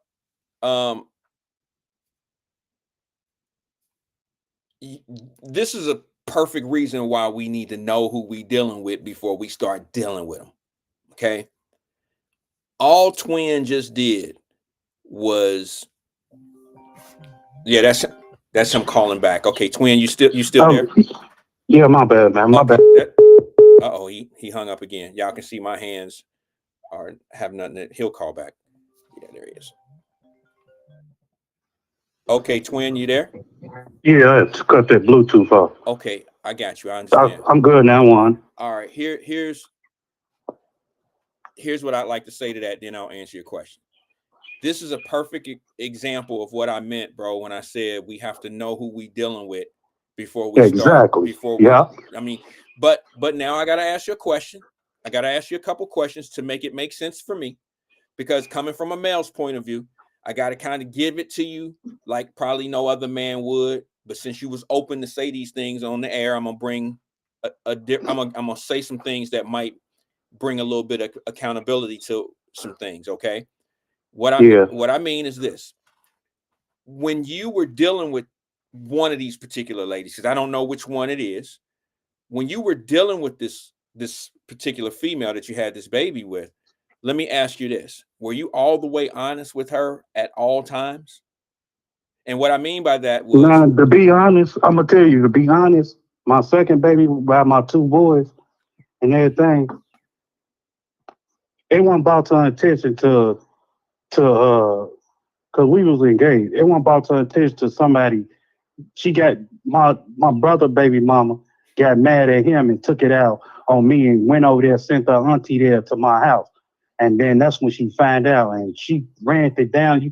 You doing this? Who is this girl? And not, man, she got a whole nine. So I'm like, basically what? there was some infidelity there, and that made her upset, and that triggered her to be who she is to you. Yeah, because she knew what I was doing in the street. Okay, well, twin, she knew what I was doing. She knew my past and all that. Right. And stuff. Because I used to play mind games with women and all that. There you but, go. you know, after she hurt me, I stopped it. Twin, there you are. There you go right there. The mind games that we think we're playing on women end up being our worst nightmares. Because and it was. Those same mind games. Keep in mind, brother, you are playing with a woman's mind. All right. You're making her feel more important than she really is to you. You're making her feel like she's the only person in the world. She's dedicating herself to you. You playing too many games. And when you play those games, here's the prizes. This is what you won. What you think is a delusional woman that you created. You created that situation. You created that misery that she has right now because you made too many empty promises. Now we're mad at her because she playing games back. You don't understand what's going on here. She's returning the serve. That's all she doing. And I understand all that, but why you got to put the kids in it though? Because that's part of the circus games. That's part of the games. Because when you were saying the man, look, women want to be. Look, bro, you are not convincing a woman to be with a man who don't want to be with a man. You're convincing a woman to be with you. And if you have to convince this woman to be with you, now she's falling in love with you. Now here come your games and she's falling apart from you. So now she's not just trying to save herself from being with a man. She's trying to save herself to be with you. You can't create this big ass palace of imagination for women and tear it down brick by brick and think that they're going to just be okay with you or whatever precedent you set, whatever person you've imagined to be. This fake stuff, the fake life, the we gonna be together and all that old shit. You've set that in her life. Now you have something that she feels like is gonna keep y'all together, which is a child. And that one thing that y'all can never take from one another, she uses it because that's the only play that she really has. But man, you put every log on the fire for that situation to continue to burn. Because and then I have to tell you, hey man, all the women I messed around with, been with, why she was the only one. I mean, I got little love for the rest of them, but she's the only one I truly love, man. And sometimes I think about it and how it should have been, and even if I talk to her and that she would like reminisce and go back, oh, we ain't about to be there. But I think about it, I'm like, man, if I just did this or I've did done that. It, twin. I've done it, bro. I'm not bro. I'm not man, she opened up my eyes and she don't want to ever hurt in my heart. Listen, brother. And I thought Twin was on top of the world. Like, man, she ain't going nowhere. I'm the man, hell with her. Let her, I keep feeding this money, take care of the kid, all this. A lot of men make that mistake. A lot of men make the mistake. Man, I had to learn and now I'm like, man. Let me just say this, bro. A lot of men make the same mistake. You're not the only one. A lot of people go through this. They find a good woman and they think that the woman is so locked in that you can't do any wrong. And when you do her wrong, you think she always gonna be there. I keep trying to tell y'all fellas that women got somebody on standby. I don't care how great or good you think your woman is. They all got somebody that's chasing them. There's always some dude in the background somewhere waiting for you to F up. That's true. Okay, there's always some dude that been loving her since the 3rd grade. All right. Yeah. And we need to, you know, stand on what we're gonna stand on. So if you're gonna continue to make this woman feel special, when that ether or lie, whatever you want to call it, when that juice wear off of you don't really want to be with her anymore, just let it be known and let it be clean and let it be no, you know, let it be that. Because the games are what get these women attached to you emotionally. It's the games, bro. And I don't know what else to take. When you say why do they use the kids, in some cases, bro, that's all they have. So, like they can't do anything else to you but use that. They don't have any. Come on, the kids and child support and stuff. Like, dang, what else she gonna do? We got to take that in consideration. Look, before I have a child with a woman, bro, I got to make sure that she ain't gonna be the one that's gonna be dragging me through some shit. They got to have a certain mentality for me, bro. That comes with. I mean, we grown now, we know now, but I ain't always been, you know, at my age, and I ain't always known what I know. Twin brother, he was on me like, man, what the hell you think? But here's what I ask you, bro. What about the men that are our age and they still doing the same shit? Are the guys that are 40 and 45 and they're still doing the same shit? See what I'm saying? Like, there's no excuse for that because they see the outcome. See, I think once you have 3 or 4 kids and you're going through the same shit with 3 or 4 different women, you got to stop looking at the women as being crazy. At a certain point, you got to say, hey, I'm the common denominator here. There's something wrong with me. Just like a woman that has 5 kids with 5 different dudes or 3 kids with 3 different dudes, at a certain point, a real man gonna look at her and say, man, something wrong with her. She has bad judgment, or she is toxic, or she love being with people that don't give a fuck. See what I'm saying? So you got to do a better job at selecting, not you, but people. Just got to be you got to be better at selecting future. That's it. All right, you talked about penitentiary. Yeah, did I? I didn't know that. Yeah. Today's show? You brought it up. Did I? Yeah, you brought it up. Slight mention, probably, but go ahead. Slight mention. Okay, what happened? It just take one time for me, Wyatt. Oh, I did. Like them other people with them 3-4 bids and all that. I can't jump in the car with y'all, man. I'm cool. Yeah. Man, it just took one time for me. I told God, hey, get me out this jam and everything. Let me make it out of this penitentiary. I swear I won't come back. And then look at it, Wyatt. Let me ask you something about that, if you don't mind. Hold on. Let me tell you. Even though I did that, I wanted to get out and, make more money, man. Even though I had like $600 coming out. One of my brothers was on and, he said, here, put a jab in my hand and, hey, I wanted more money. And then I thought about it. I was like, oh, hell no. And when them old detectives saw me on the block or whatever, going in the house, they like, hey, you back out here hustling, huh? I said, no, man, I just got out. And everything, so that made me mad. This ain't for me. No, they can have so. So let me ask you something about that. Let me ask you something about that. Yeah, go ahead. Here's because a lot of people don't understand how this legal system works. A lot of people think that they just locking people up, and always fucking with you and shit like that, and you just commit a crime and you go to jail. That's what people think, because there's a lot of people that are in positions to be able to tell the truth and tell you how things are going out here, but they don't. They ride the narratives of how the law just out here messing with people and whatever. It's never accountability attached to these conversations. But now, let me just ask you this, bro. I hear you say that you went to jail and it only took the one time, right? I hear that. But did not the warning shots wake you up? Obviously it didn't, but I just want the crowd to know. I want the audience to know that before most people go to jail, there's warning shots about going to the penitentiary. Is it or is it not? Don't you get put Of course, it's warning shots. And what I mean by that, brothers and uncles and all that. Hey man, did this and now telling me stories. Not only that, I hear you. Yeah, not only I that, know what's about the game and stuff. Not only that. Not only that. Hold on, twin. I need you to educate the people, but I need you to go in the order that I'm bringing it. not only you got your uncles and the people in your family telling you that this is, the game is this, and you end up there and this and this, that. The judicial system also does the same thing, because I don't know too many people that got in trouble for the very first time and went off to the penitentiary. I don't know anybody. I don't know too many people that did that. There is a process put in place that gives you second, sometimes third chances at doing shit right. A lot of people end up going to the penitentiary because for the first time because they got in trouble while they were on probation. A lot of people think you go to jail and come out on probation. Yeah, you do that, but there's a lot of probation given out to people before you go to jail the first time.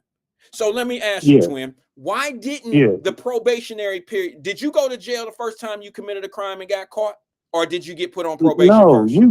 I was on probation. I was on 4 years probation. I said, I can't do this. And then when I was on probation, I was still doing my thing. And what violated my probation, Wyatt, when I caught that, what they call it, informant for the Pope, when I caught that lady and I jacked her ass up, that violated my probation. Well, yes, it will. And you'll do your probation and you time. And then I said, and then I don't care how much money I shout out to the lawyer. He say, they going off the strength of your name. Well, wait a minute. They want you to do this and all that. I knew I was going because I violated. Right. Okay. And plus, I had other charges against me. There you go. Or whatever. And they was like, hey, you still got another dope case. They came when I was locked up. They came with another case on me, and then they wanted me to be informed and turn on my brother. I was like, what?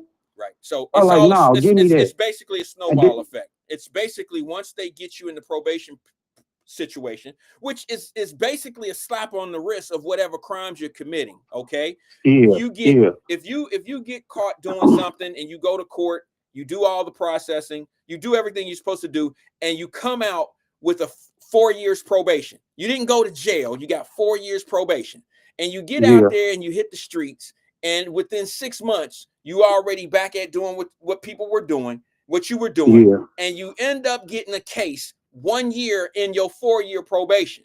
If that happens, when you go, I don't care what lawyer you have, unless you are the police, you're going to jail for the remaining balance of your probation. All right, you're gonna do that time day for day. All right. Yeah, the remainder of your parole. Right. Yeah, you go finish it out. So my point is this: when I hear people talking about that they ain't doing nothing but throwing us in jail, they doing this and they doing that.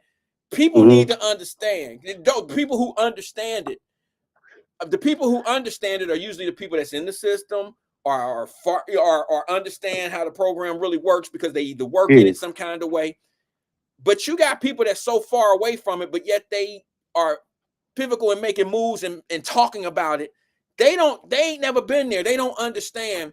You might have been put on probation, not you. And some people may have been put on probation 2, maybe 3 times before they ever went to the penitentiary, because it all depends on what you do. You see what I'm saying? So I don't understand if you get caught and you go through this crazy shit. Now I know some brothers, and then I mean this specifically about some brothers, black people. I know some brothers that got in trouble, and look, it was their first time getting in trouble. They didn't have to go to they might have went to drug court, but they didn't have to go to the penitentiary for their drug charge. And that's all it took. Just that trouble they got into right then and there. They didn't want to be street no more. They didn't want to be from that life. It was just the probationary period. They kept their nose clean. As soon as the paperwork was over on probation, they already working at Rumpke. They working at the Carew Tire. They working down at the Bengal Stadium. They're productive individuals. That should be enough. But you got some hard-head ass people. They get on probation, 4 years probation, get in trouble within the first year because they right back into what they do. And they got to go do the 3 years remaining on probation and whatever charge that got them violated from probation. See what I'm saying? So I hate it when people be like, oh man, they just be throwing us in. No, the system that we have today, I don't know how it was before. The system we have today, your ass could get on probation 2-3 times. I know guys that then finally got sentenced to the penitentiary, and they got 3 different probation. They got 2 different probation officers for 3 different probation probation holds. You see what I'm saying, bro? I know that shit. So when that's part of the problem too. You got a huge probationary department that got so many people they can't keep up with all the people. Exactly. I don't know if y'all know that or not, but they have so many people on probation that they can't even keep up with everybody. That's why that man could do what he did on that federal release when he killed that man with the knife down at that, I don't know, at the gym. Oh, he was on Fed time. Yeah, he got out of. Look. Let me just say this. I don't know if he did fair time, but from what I've heard, he was on federal release. So yeah, he probably did federal time. Look, he might have had something going on in 2 different jurisdictions, and maybe where he was released was on some federal charges. I don't know. I could look it up, but 99.9% sure that if he was released on federal paper, that he was doing federal time for something. Hey, when they shoot this Crime Stopper and all that, and other other news, why that one breaking news when they like he's armed and dangerous and all that? Why that one breaking news, Wyatt? Well, because number about one, that guy when he broke his because he cut the monitor off, right? It happens all the time, though. It happens all the time. They're out looking for people right now. See, you got to understand what a lot of people don't know. Let me give you some inside game on how that works.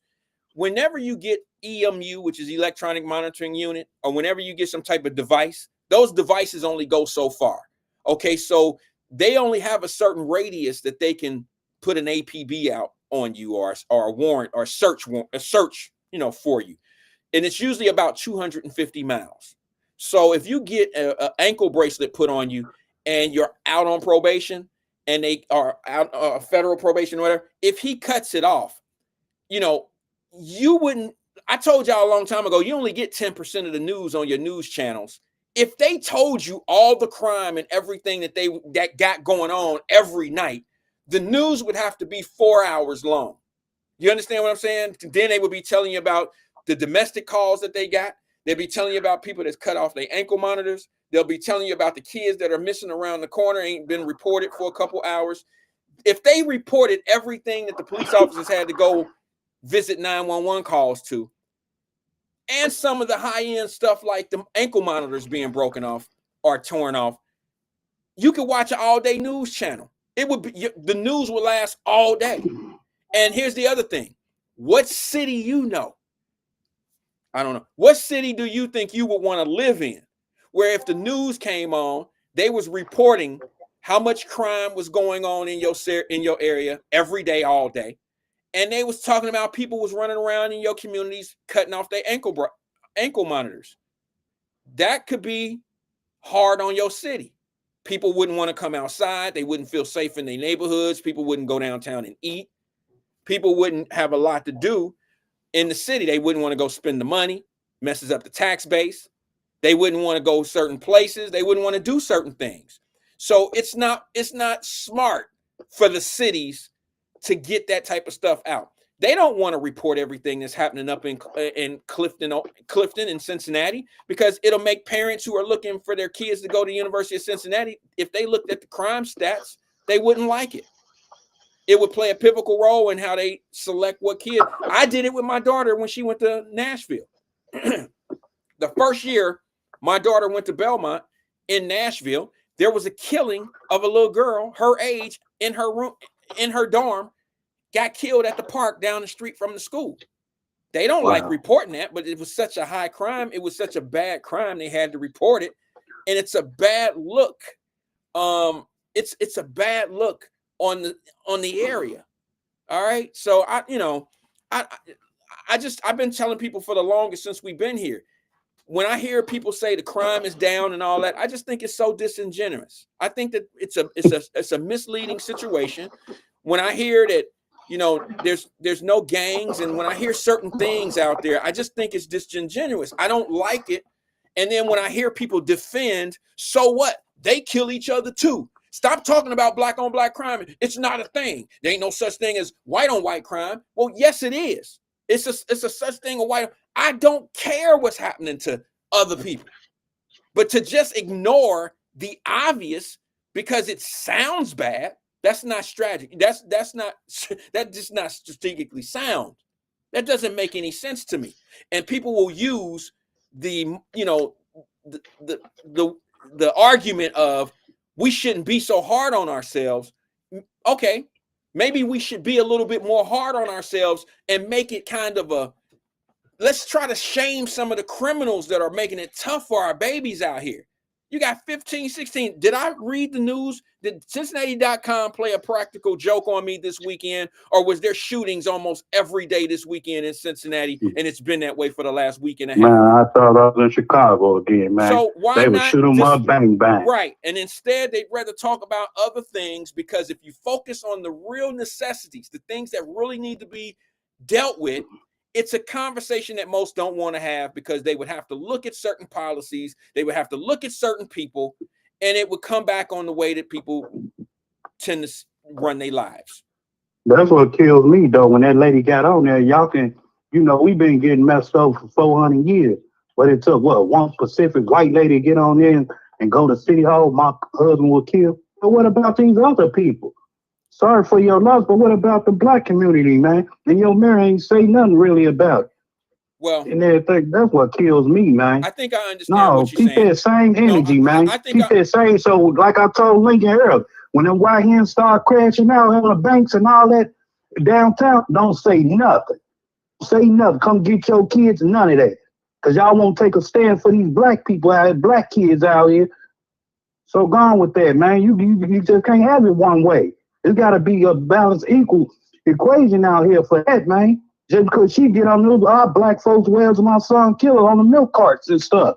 Have you seen my killer at the local store, hood stores? Come on, man. Just because it's white, it took a white lady just to speak out? Come on. It's crazy. That's what I be going off about. No, y'all just can't have it like that, man.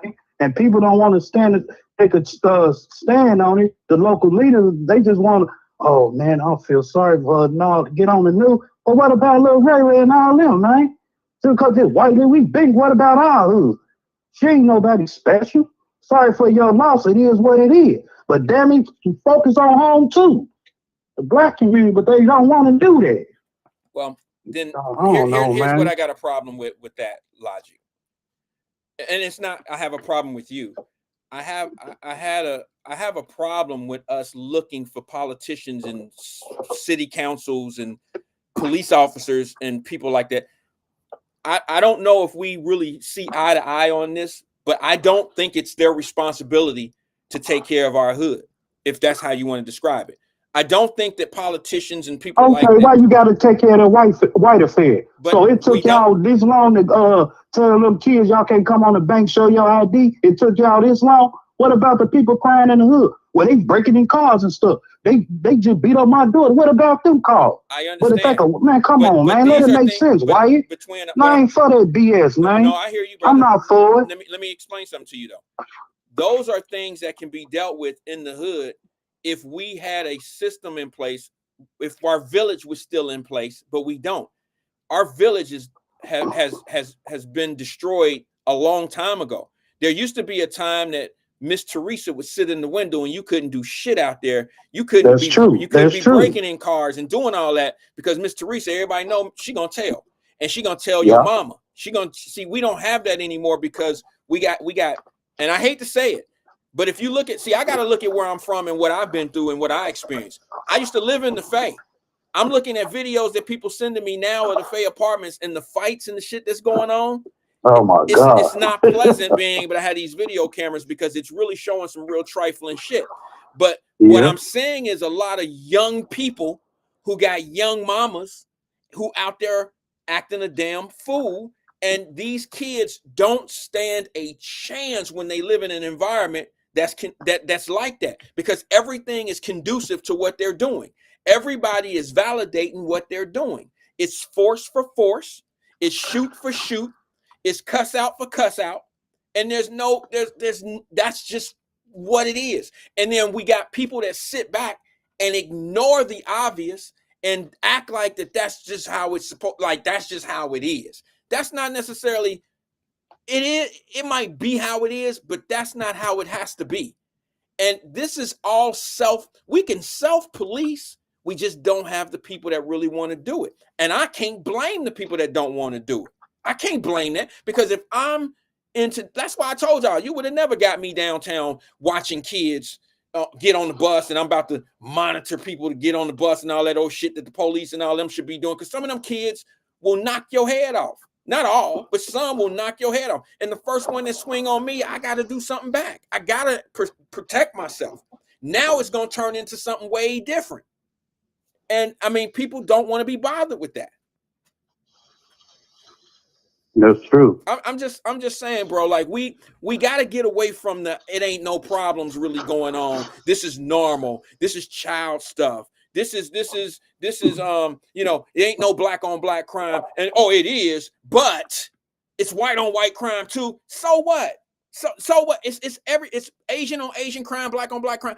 Okay, nobody else labels that but us. But that still shouldn't take anything away from the fix. And it shouldn't make you feel bad because somebody labeled something that is actually what it is. All right. If you got a group of kids in the Fay apartments that's fighting, it's kids fighting. If you got a problem calling it black on black fighting or black on black crime because somebody shot somebody in the Fay apartments or Englishwood, wherever, if you got a problem with that, that's a minor problem to a huge, that's a minor thing to a huge problem. And when you start focusing on the what we calling it versus let's get it fixed, then you never gonna fix it because you too focused in on what people, the perception of what it is and what it's called. That's just ridiculous to me. That's sometimes people that's just overthinking, or they looking for a place to be in the argument. That has, you can't call because you upset somebody called it black on black crime. That to me is just, yeah, crime is a damn crime. I don't care what color you real focus. It takes away from the real focus. If white folks called it hillbilly on hillbilly crime, I wouldn't care either. Let the hillbillies take care of their shit. I don't care. It hasn't. We got to stop getting sidetracked on these things, man, and really look at it for not what we want it to be called, not what it should be called, but come to the conclusion of how it needs to be dealt with. How do we fix this? And we put all this energy into other shit. It'll never fix what needs to be fixed. You know, I got some inboxes and stuff and calls, Wyatt, for to engage with these kids and everything, and all that about the violence and all that. And I spoke about it to them, and I'm like, man, you know, these kids different here. And I said, I'll help you out. So people think, oh, just no talk, no smoking, all that crazy stuff. Man, yeah, you don't know twin regardless of anything. So I told them I'll make a connection with them, which I, you know, kept my word and everything. Not my promise, but my word, Wyatt. You know, I help out.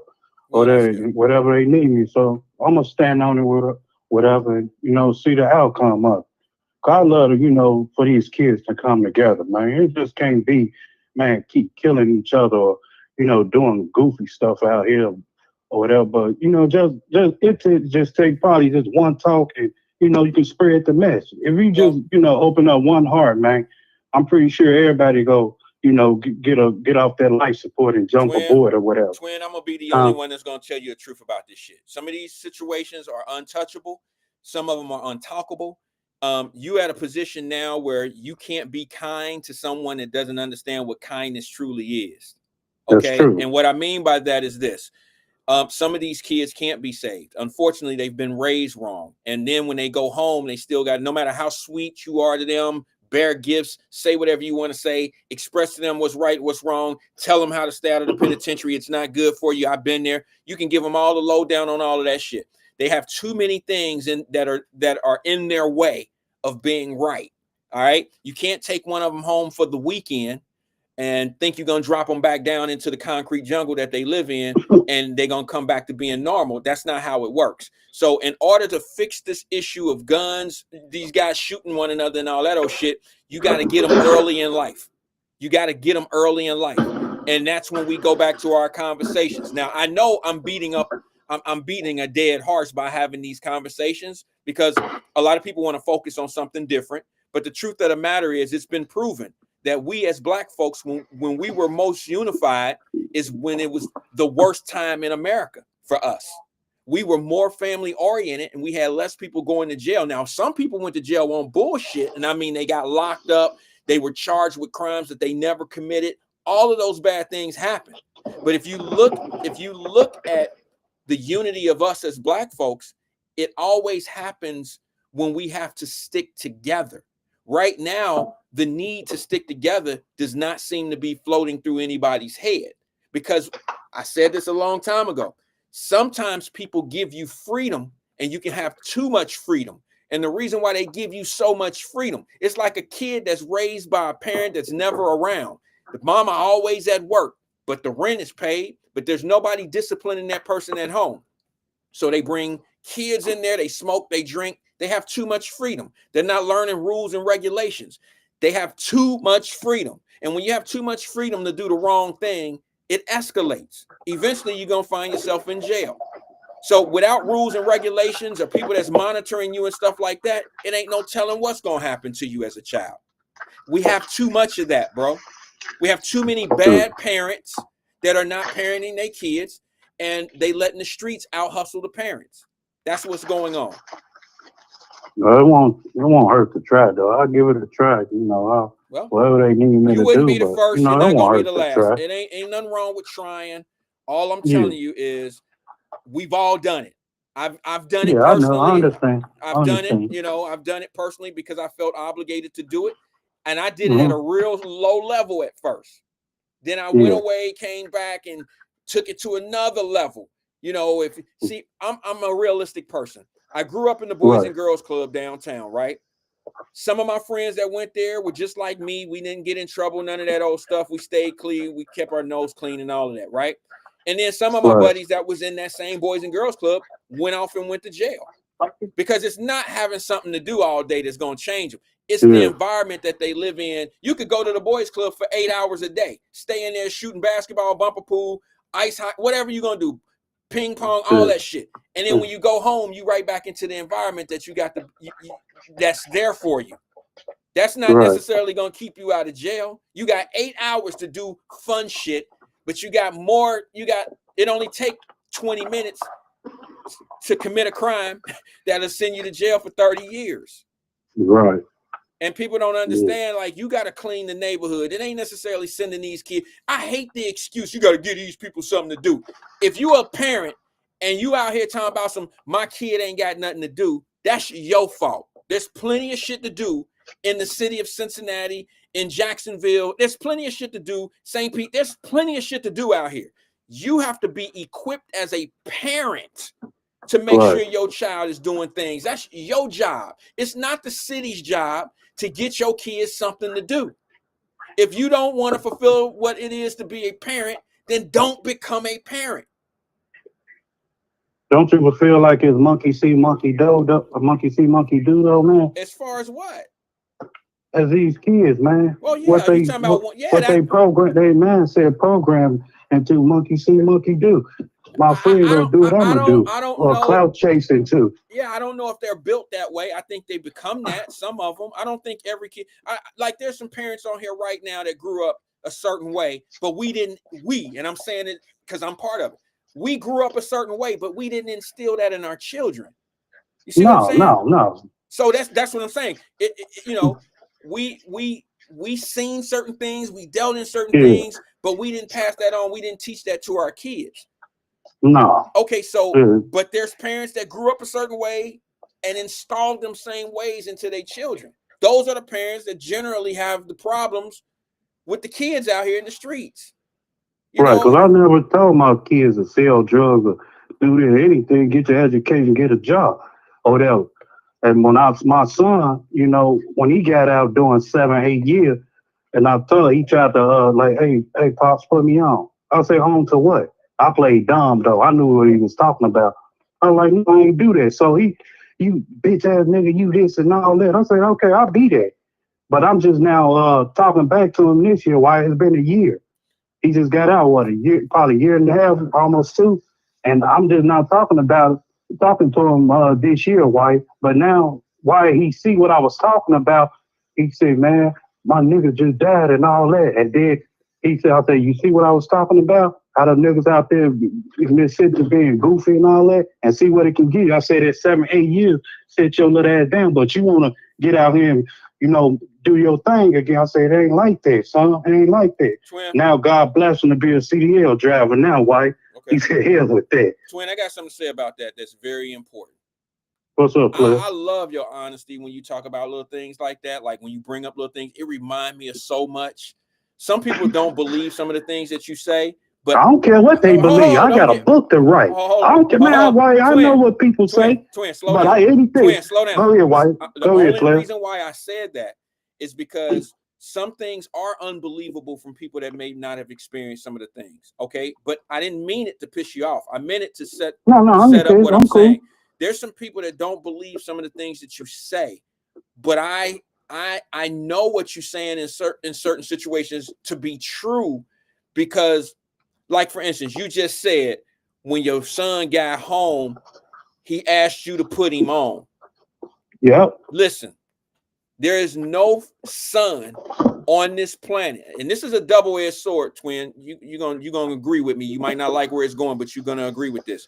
There is no son on this planet that's been out in these streets that you can convince that you're not in the game if you really are in the game. The game is a small circle. Okay, bro? You see what you did is you bullshitted your son by saying, what you talking about? You knew you was lying to him, but more importantly, twin, he knew you was lying to him. It ain't a dude that's owned in a city that his kids don't know. People, yeah, we got to be honest with our look. When you doing dirt out here, like when you in the game, bro, your son, you ain't got to tell your son that you own. You ain't got to tell your son that what you working with and all that old shit. He know because of the streets. You ain't gonna be out here serving and doing business with certain people, certain kind of ways, and it ain't gonna get back to him through his buddies who it's just a circle. So when you say he asked you to put him on and you tried to play dumb, you wasn't fooling nobody, twin.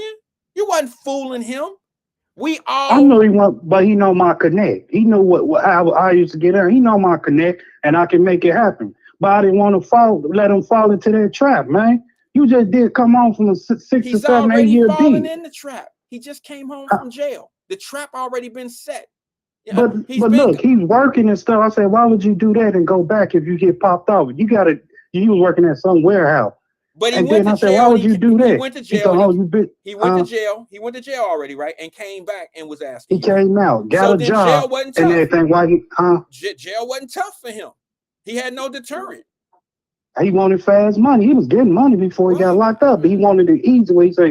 He said, Dad, throw a pack at me and stuff. Throw me a jab or something. You know somebody. He said, you know somebody. We back and forth. I'm like, no, I know nobody. If we want our kids to remove themselves from certain things, bro, you know, if we want our kids to be different than us, then we got to stop being what we can't be hypocrites. We can't do what we don't want them to do. If it comes down to I wasn't doing nothing though. That's the point. Oh, okay. I've been left the game alone a long time ago. Okay. I know clubs still. I didn't realize. Yeah, if 21 want to get out, man, what? Just make one phone call. It's on. I know guys here, that's not in my my vocabulary, right? That's what I ain't know. No, I don't, brother. 100 guys, but I ain't about to go back. I'll tell you what it get, but I ain't about to, I don't doubt that. Yeah, it's probably, I don't trust no more. Why it's been gone, man. Twin, it's easier to get put on in the dope game than it is to go get a small business loan at a bank. There's no doubt about that, okay? Oh, yeah, most definitely. So what I'm saying to you is I understand where you're coming from, but at the same time, we just have to be careful how we are portraying ourselves or how we're viewed by our children. It goes all the way back to what I was saying at the beginning of the show. We have to be careful how our children see us, because believe it or not, whether we're a good dad, a bad dad, or a dad that don't deserve Happy Father's Day, or a dad that does deserve Happy Father's Day. If you have any part of a child's life, and that's your son or your whatever, you're the oldest out of all of them. Okay, then you are definitely representing how to be, whether they like it or not, whether you like it or not. I didn't have hardly any engagement with my real father, my biological father. but I did look up to him, even not having much to do with me. Him not having much to do with me. Whenever I was making moves and doing certain things, I felt like, you know, my daddy was doing it. I could do, you know what I mean? I like his friends, his buddies and shit that they ran the street. I didn't really stop loving or believe, I never stopped. I don't know if I ever loved him, but I never stopped looking up to him until his best friend was murdered in the city of Cincinnati. And he was murdered because they were in the game. And anybody that know Vic, that was my father's best friend. Vic was murdered on the expressway right outside of Union Terminal. When they found Vic, Vic had his private part cut off and put in his mouth. Now I can't say any story of that. Right. I can't say anything more vulgar. I could, but I'm not. That's what happened. And when I got that wake up call of understanding that this street shit is real, I totally looked at things way different because of the severity of what they were doing. And that's not no normal shit. That's not how gangsters that's not how they play. That's foreign, motherfucker. That's foreign behavior. Those are foreign rules. That's what they do. So when the plug come into the city and start knocking off certain people, you don't want to be around that. And that's what happened. And I mean, what are we talking, 40 years ago? That was probably 40 years ago in Cincinnati up there. And I just, bro, it was frightening. It was crazy. And that's when a lot of people that are big names today, the Freeway Ricky Rosses and all that, was running through the natty and doing all that old shit up in Cincinnati. Yeah, that's when I woke up to the whole situation of, yeah, I ain't trying to even know nobody that's in these circles anymore. And I know my father was. And when you a young boy, 10 years old, and you looking up to your father who's not in your life, and you think that street shit is fly, you can easily be pulled into that stuff and not know what you're doing. And the penalties are severe. Your OG still living? Say it again. Your OG still living? Yeah. Oh, I don't have nothing to do with it though. You know what I'm saying? I don't mess with him or nothing. You ever think you go get that bond back together? No. I mean, you know, here's the thing. You don't want it to happen, or you holding something back? Well, no, listen, man. I'm a reasonable man. I'm gonna be honest with you. I'm a reasonable man. Look, I'm this type of person.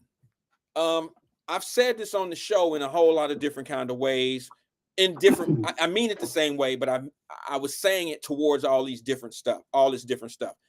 I never force myself in circles. I used to do that as a young man, and I was always on the menu. See what I'm saying? When you force yourself in situations with people, and they don't really want you there, but you force yourself in, then you become used. They use you for something. So I keep this principle in my mind. I don't force myself with people that don't really want me. If I got to force myself around you, then you're probably going to take advantage of me some kind of way. My point is this. But you don't have to play on his you don't have to play by his rules. I mean, play on his coattail type. Well, you don't have to play his rules. You can go at Wyatt rules. Like, I am playing by Wyatt rules. Some type of way. I am playing regardless of what he did, like dead before you go to your grave or something like that. I wish this could have happened. That could have happened. I don't think people understand. He's never done anything to me. He's never done anything. I understand all that. But I'm saying, then you would understand the frustration here. He's never done anything to me. It's what he's never done for me. Okay, if you know what a father is truly supposed to be in a young man's life, then you know that he never did anything to me. But it's what he didn't do for me is what I'm really missing. And as a grown man who raised children himself and putting them through college and doing all these things and made the sacrifices as a parent, I can't respect somebody that doesn't do that for their son or their kid. So it's not that I'm not mad at him. If I see him, look, man, if I got to come visit you all the damn time when I was a younger guy, that don't say much to me when you never look out for me or know where I'm at. There's been time, bro, you're talking about an individual that's never even seen his grandkids. I got 2 beautiful daughters. Don't you think that's hypocritical of you? Because you was it's just like you was being counseling, mentoring them young guys that didn't have a father, and they father come around. Man, I'm mentoring him now. Still, what you coming around for? It's been vice versa, wouldn't it? The same way. No, because here's the thing. You wouldn't feel that way. Here's the thing. If my father, my biological father twin, if he was sitting in Alcatraz or if he was sitting in a penitentiary and was doing 50 years, he would have a reason not to be in my life or show up for me. Okay. I could probably deal with that more so than you out here in this world, been in the city that I was in. You have my phone number. You know how to get a hold of me. You know how, like he called me when my mother passed, a year ago, a couple years ago. He called my phone. He's always had my phone number. You can call me when my mother passed, but you can't call me to see how I'm doing about anything else in this world. It might say when the last time y'all talked? Oh man, it's been years, but that's beside the point. My point is this, bro. I'm still okay. I can be a grown man. I'm a grown man, but a grown man should not have to reach out to his father for them to have a relationship. At a certain point, a grown man should be able to call his son and say, "Hey, listen, I don't know if you're sore at me, son, but here's some of the things that happened that made me, do or make the decisions that I made." That would go a lot further than just not having any communications at all. I don't know a man that's weak, that's so weak that he won't even try to have a conversation on where he may have been wrong in your life. If I had that relationship with my daughters, I would feel like I would feel horrible. I wouldn't even know how to act like if I had a child, like let's just say I had a child and didn't realize I had a child. Do you think I wouldn't reach out to the child? Like some girl hit me up now and say, "Hey, Wyatt, you got a daughter that's 27 years old, or she's 30 years old. I never told you about her, and here's her name, and this is what she's doing in life." If I was never aware of that child, there's no way in hell I would be like, "Hey, I can't even call. I can't do nothing. I can't say nothing to the child because I didn't do anything wrong. I didn't know." So I would try to build a relationship or something. But for somebody, if I had a child 30 years ago, before my children and my wife, and I never had anything to do with that kid, I don't know if I'm soft enough not to ever contact that child and say, "I'm sorry. I just wasn't right. I didn't know any better. I was a child when we had you. I know I could have did this. I know I could have done that." At some point in my life, if I'm aware about this, I gotta touch base with this kid. I'm supposed to be the bigger person. So, Wyatt, let me say this. What if this dude, you hear me? I can hear you. Okay. Like this situation I know about down here. What if shorty should be about 16 maybe, the little girl. So dude said, gave you the money for abortion and all that. Okay. And you said, "No, I ain't getting no abortion, whatever." They thought they was gonna be together. Now that he married to another woman, he don't want to do nothing with the kid or whatever. You think he wrong for that? And he told you he didn't want to be with you, and y'all thought y'all was gonna be together.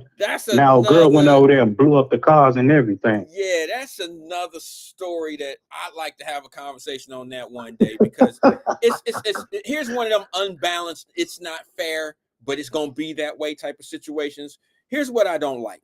If a man and a woman has sex, or if two young people, okay, let's say a man and a woman have sex and they have and she ends up pregnant. She could have an abortion without his permission. Okay. But he can't look at her and say, "I don't want a child. Get rid of it. Here's whatever. What is it? 300. I don't know what it is. $300 for an abortion or whatever. I don't know." If he gives her the $300 and she don't go get an abortion, I don't think I don't think it's fair that a woman has the choice and the sole choice. I don't think that's fair. A lot of people, especially women, ain't gonna like that. But I don't think it's cool that the woman has the ultimate decision in if y'all gonna have a baby or not. But you have to take that in consideration when you're dealing with a woman that you're not sure would do the right thing if y'all end up in a bad situation. See what I'm saying? It's all about choices and decisions, and you have to You have to interview women these days. You have to interview these ladies to see where you are and who they are. What are they doing? You know, who are they? Where are they raised? You know, are they family oriented? Do they have other children? You got to pay attention to all of that. And that's what we got to get our young men to understand, that is the key to their future. You know, I know some young men that have destroyed their lives. Don't blame the woman. That young man talked her out of the draws, and he got a prize out of being a clown. All right, and when he got the draws, y'all ended up with a kid. Now she don't know how. She's just like probably her aunt or her mama who did the same shit, and it becomes a cycle. Now you dealing with somebody that only knows how to deal with things one kind of way, and you blaming everybody but the people that made the ultimate, you know, call of having the child. But what I don't like I said before, twin, to your point, I don't like the fact that if a man and a woman has sex and they have a child on the way, she is the ultimate decision maker if they're going to keep the child or not. She might make you believe you part of it, but damn it, if you part of making that decision and she's going with you and you say, let's have that baby, you as a man better be in a position and you better be ready to take care of that child. Because if you do anything wrong, or if you play all these bullshit ass games with this woman and you're not there on your business, if you're not standing on business like they say, she gonna make it tough for you if she's that type of person. Now, there's some women out here, man. I don't know what they look. I don't know. Maybe they just stronger than me. There's no way in hell you and I could have a baby, lady, and you decide to have the baby, drop it off at my doorstep. We fall out, you drop the baby off at my doorstep, and I raise the child by myself, and I don't expect anything from you. No support, no child support, nothing.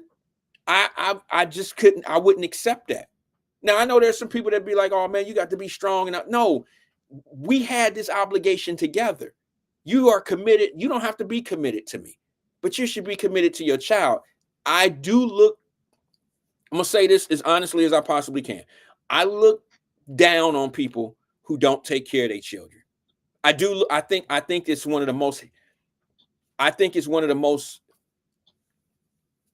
Hey, Wyatt, let me fill you something. Fill your ears up. Hey, look, check this out, Joe. Hey, so this girl from Cincinnati, right? She stay in Middletown. She had the baby, right? It was a one-night stand. Dude took the baby back to Chicago. Now he's married, doing his thing and all that. So she asked him for the baby. This was years ago, probably 2020, around my other daughter, time. So do you think he's wrong for not letting her see the baby? Okay, you're gonna have to repeat it a little bit. Okay, it was a one-night stand doing what's that music fest? Dude from Chicago, girl from Cincinnati. She had the baby, right? Mm-hmm. He took the baby, and he said, "You didn't get my baby. It was a son. It's a boy." So he took the baby, took it back to Chicago after she had it. Now years ago, she was trying to, get custody and see how he doing and all that. Do you think he wrong for keeping the baby away from his mom? Well, it all depends. I don't know the relationship. I don't know. Is the girl not good for the child? To be honest, to me, and I know how a girl is, and you know what she doing and everything else, I think he's doing a damn good job at doing it. Well, and he don't even want visitation rights or whatever. If it come to it, he don't want visitation right. I was like, oh wow. You don't want her to have my visitation? girl was telling me the situation, and then I had to, come around and see it for myself, her swag and how she carry herself. And the other kid, I'm like, she fucked up in the head for real. You mean I'd have took my son too. You mean he doesn't want her to have visitation? Is that what you're saying? Yeah, he don't want nothing to do with her. Nothing at all, not even a family. He said, you ever come around your family, you go get down. Don't it happen both ways? Don't women do the same thing? Pretty much. Yeah, okay, much. But I had to see it for myself. I ain't going out. He say, she say, and I had to see it for myself. I'm like, yeah, if I was that nigga, I'd have stayed away too. Look how she carry herself and her kids and all that. Like, no, man, that ain't cool. So I would have stayed away too, man. I don't want my son around that environment and everything. How y'all is in life? No. Yeah, my son in a good position. So yeah, I would agree with him. Hell yeah, keep your son far away. Well, there it is. All right, twin, I gotta go, bro. My fault, man, for that's all right. I'm preaching, man. I getting know close I to went long and stuff, but you had a good show going on today, man. I had to put my 2 cents in. It's cool. So it's cool. It is. Well, hey, be safe, man. It feel good out here, man. I saw 3 cicadas, man. College Hill, man. I'm walking to McDonald's, man. I'm thinking they're in Mason. Yeah, maybe they're way over here, man. All right, twin. All right, brother. Appreciate you for engaging. Talk to you. All right, bye-bye. Yep. Bye. All right, I'm about to have one of my Emmanuel Livingston moments. Twin said he's walking to McDonald's. It's McDonald's. I can't stand when people say McDonald's. And I be thinking EB so petty on that type of shit, but that drives me bananas when people be like, I'm gonna eat McDonald's. It's not McDonald's would be MAC Donald's. It's McDonald's. I'm sorry. Oh, that's one of the chalkboard nails on the chalkboard moments. Oh, I can't stand when people do that. That's like when my grandmother and them used to be like Cincinnati. I couldn't stand when them old people would be like, I live in Cincinnati. Cincinnati. It's not Cincinnati. I'm sorry. It's one of them things. Well, okay. Denise Davis says it's Kroger's and McDonald's. Dang it. Well, I've defended the Kroger situation. Kroger's can be with an S. He might not. He don't like it. He think it's wrong. I've looked it up, and I know when you add an S. Okay, I get it. It's definitely not McDonald's. Okay, it's not McDonald's. See how Davis Denise spelled it? M-A-C Donald's, MACDONALDS. It's not spelled that way on the sign. Now, Kroger is not spelled that way on the sign either. However, when you add an S, it's basically saying there's multiple. Or if you're describing it in a way like you're going to get multiple things, or you're describing it in a way like there's multiple locations of Kroger, you can use an S, because the S actually means ownership, multiple. It all depends on how you're using the term or using the word Kroger. All right. I ain't about to get in all type of lessons. I just understand the English language for what it truly is. There's no excuse whatsoever to say McDonald's. Okay. There's no logical explanation for spelling it different than what's on the sign and using the term Mac instead of Mick. I know a doctor, friend of the family, he's a psychiatrist, Ozzie McDonald. Okay, grew up knowing Ozzie. He was probably one of the guys I ever met. First black psychiatrist doctor I've ever known. He was a friend of my mother. And I can't imagine calling him Dr. Ozzie McDonald. That's not how his last name is spelled. It's McDonald. Okay.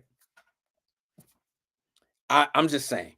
So I'm with E when it comes down to certain things, but I think he's off on the Kroger game. Now, it all depends on how you're using Kroger. He could be right.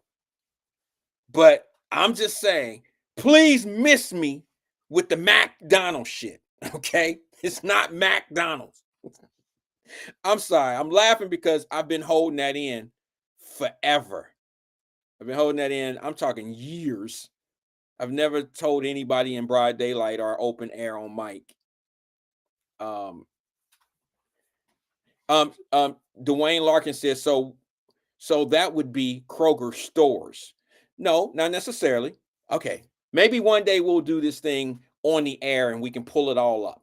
All right. We can just pull it up. I don't have time to do it now, but just go in and type in when to use apostrophe S, when to use a solid S. Just type it in. Some of us do our research, some of us do it, and you'll see what I'm talking about. It's not inappropriate to call Kroger's in certain instances. Now, yes, there is a time that you can put the S on there and it's just hood as hell. It is. And that may be what E is talking about. I don't know. But my thing is McDonald's. See what I'm saying? That's nails on the chalkboard to me. McDonald's and Cincinnati. Those are my two. Get away from me. I don't want to hear that shit. Twin said, man, it's McDonald's. The hell with. Okay, the next time you ride by McDonald's, Twin, take a picture of the sign. I'll give you $100 if it reads MAC Donald's. Now, I don't want no Photoshopped. I can tell. You're going to have to give me the address. I'll give you $100 for every McDonald's sign in the city of Cincinnati. You got it, brother. The sky's the limit. You can go to every neighborhood that has a McDonald's. You can ride down the expressway, and you can stop at every one of them and shoot the sign and let me know. Vernon Jordan says, I'm sorry. He said, I'll go with whatever Twin says. He's the one who won multiple Employee of the Month awards. Touche, Vernon. Touche, bro. Maybe I should go with what Twin, maybe I should go with what Twin says as well. I haven't won an Employee of the Month. I think I won an Employee of the Month one time in life. He trumps me. I can't beat the Employee of the Month. I've won it one time. I was in high school. Well, I was in high school. And I won Employee of the Month. So I don't think high school counts. All right, so look, let me just say this. I didn't have time to play the K. Michelle video with Cam Newton. It's a great video that you all should watch. If they mad at me for saying not every father deserves Happy Father's Day, then y'all really gonna be mad at what K. Michelle says. I'm gonna give you a little hint. She says that K. Michelle says that Black men need to step up more in being fathers. That she is in the entertainment business singing R&B and being in R&B and rap, and it's the only music that has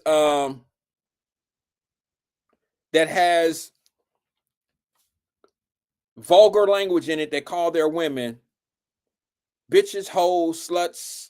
It's the most disrespectful music to Black women, and that Black men are not family oriented.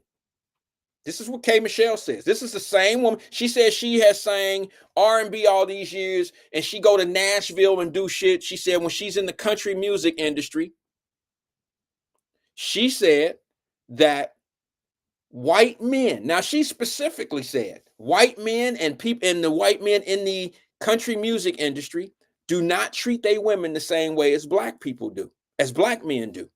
And that they go home after studio sessions and don't hang out in the streets. I think this is an important conversation to have, because she's saying it's up to Black men to build families. Okay, Michelle, tell you what I'll do. Let me see if I can play a little clip of it. Let me see if y'all want to see a little bitty clip before I get out of here? I got a few minutes. Let me see if I can find it. Just tell me. If not, I won't play it. I won't play it if you don't want me to. Being in Atlanta all this time and then going to Nashville. All right, it's queued up. You want me to play it?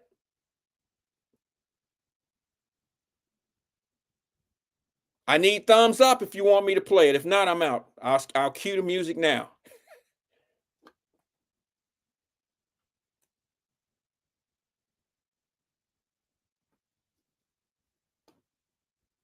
All right, I'll play a couple minutes of it. It's about 6 minutes long. I just want you to get the gist of what she's saying here, okay? Check it out.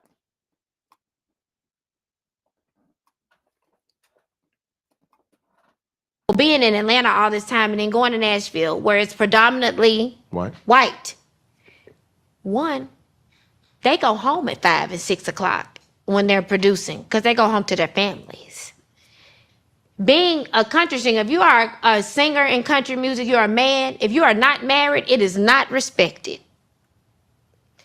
Family is respected in country music in that space. But in our space, we are singing about side chicks. We are glorifying a lot of women. That's not what happens in Nashville. You can't call a woman a bitch or hoe in Nashville because they'll never even listen to your music and your professional career will suffer. At what point in the black community do our men create real homes? And even talking, just our first time talking, and you said you didn't even mean for that to happen. Life happens. I'm not here to judge life. I'm looking at a successful black man that has the ability to literally turn the narrative on black family, you know? Mm-hmm. And my grandfather, I watched my uncles and everything. My whole family, they're married. I'm not the girl who didn't see what a man creating a black family is supposed to be. So I'm asking right now, black men, I got to tell my black men to really step up for black women and create families. Yeah. It's really not cool. Black men are attacking black women.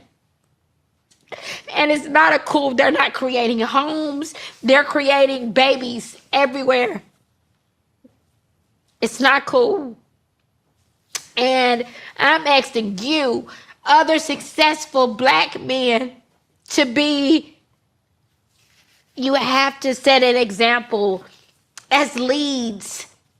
The cute social media back and forth on black women. Black women are strong. Black women are where you come from, this and that.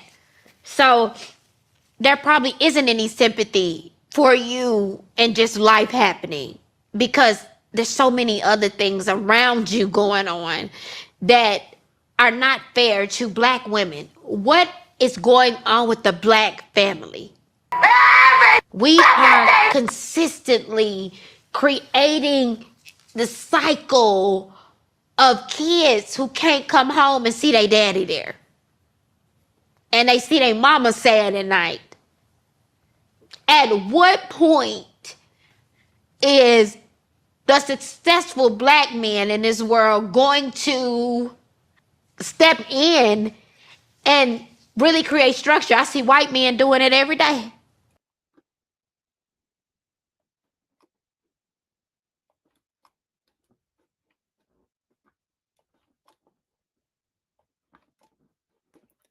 Okay. That's a little tough for me to watch for a whole lot of different reasons. Can you guys hear me okay? We'll play the whole thing tomorrow. I'll start it from the beginning. That was half of it. That went by really fast because I was into it. But now, here's the problem. There are certain people who just shouldn't be the representative of the conversations of what we need to be doing as a family and stuff like that. Certain people, see, I think in our community, we have a communication problem. We have a messenger problem. That's just me. I know that I'm a bad messenger. I think I'm a good messenger, but I've come to the realization that I'm actually a bad messenger for certain people, and I'm a good messenger for certain other people, certain mentalities, right? Listen, how I feel about this is this. Some people are not in a position to be able to make those type of critiques that K. Michelle just made. I think that she's a bad messenger. I understand why she's giving this message. I understand where she's at with it. I even agree with it. But here's what I don't agree with. You can't be part of all that problem. You can't be what make men be promiscuous and go out and chasing fake booties and big. Look what you got on in the video, sis. Your chest is half out. You don't look like anybody's wife in this video. You don't look like a wife in this video. You look like what men are chasing. You tatted up with your chest all out, your booty all over the place. And you are that that imaginary woman that the men are out there chasing. That's what you are. That's what you are. You're that imagery, that IG woman. You're the superstar on the screen. You set the precedent of how these women are walking out on the streets because you're in the entertainment. I understand her message. This has nothing to do with her message, but are you the one to deliver this message? Are you married? How many children do you have, and how many husbands have you ever had in your life? Last time I checked, and this is not a critique, I'm not trying to attack her, but you got to go back to who's delivering the message. Like, sis, you can't be on Love and Hip Hop and all these shows, and you can't be doing videos and clips and be out here talking about how large men's penises are and this and this and that, and, you know, drinking and living your best life, and then want to turn around and judge somebody about how men are chasing what you are. Stop being you, and maybe these men, if you start being the type of woman that made a better decision in the man, you wouldn't be acceptive to the man that act the way he act. Everything she just described is the same type of dudes that she's always had in her life. She's never had a husband in her life. She's never chose the type of dude that would marry her. So how you gonna be the person to tell men to stop going after women like yourself? You never said it that way. You put it all on the man. You put it all on the man. And I get it. Listen, y'all gonna find this as being like some hypocritical thing that I'm saying. She's actually telling the truth. You're just the wrong one to tell the truth, because you are the epitome of everything a man is chasing. Fat ass, big titties, tattoos all over you, a jump off. You're not a wife, and you are selling yourself as not being a wife. You talk about music that's talking about the side chick. You look like the side chick. You don't look like anybody's wife. So how dare you? And let me tell you the reason why she said what she said, the way she said it and who she was saying it to. Because Cam Newton got like 8 kids. He don't have a family. He don't go home to a family. He don't talk to his kids on a day-to-day basis about father-son stuff, father-daughter stuff. He don't do that. So she lightweight sneak dissing by talking that shit to Cam Newton, because Cam Newton is wifeless. He's successful. Y'all heard her say it. He's successful. He's a successful black man. You should be the face of a successful black man who can open up doors for people and be a husband to someone. All that old shit. I get it. She's absolutely right. But Kay, how you gonna say that to that man when you the side piece? If he was married, he'd be looking at you as his side piece.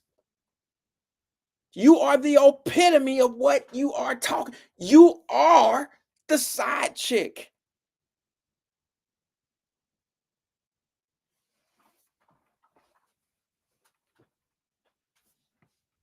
It's so funny how women sell sex on the internet and call a man a dog.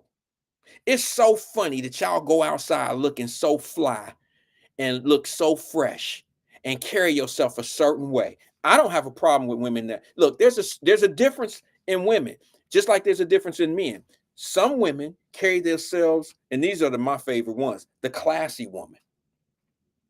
Look, the classy woman is the most attractive.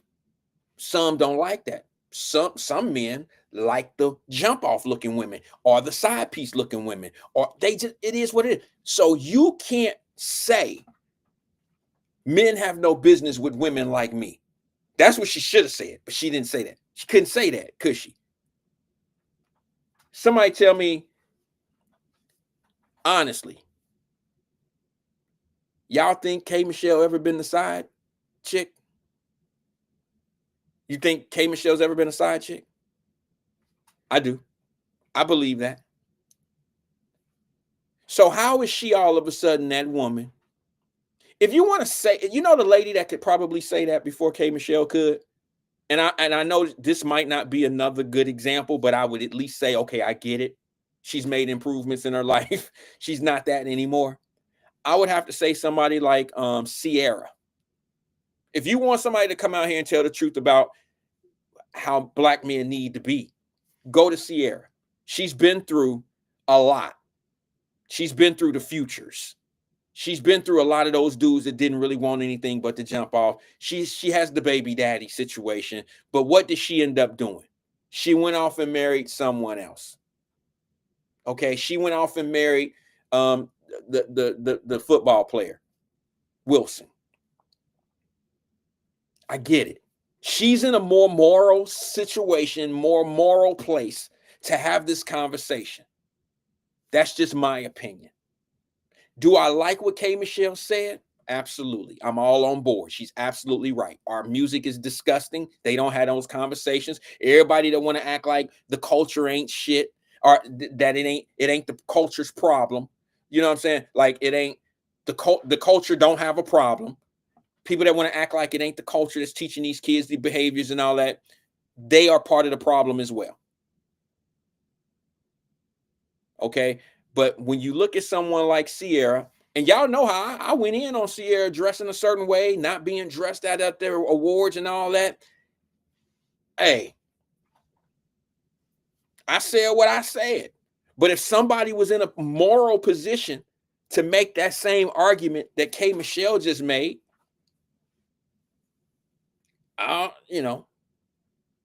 I just have to say there would be somebody like Sierra, or maybe some other artist that used to be ripping and running in these streets and ended up marrying, someone and kind of doing things a little bit different. I'm not saying Sierra is a perfect person. I'm just saying K. Michelle certainly ain't the one to be trying to tell nobody how to live their family life. She just lost me there.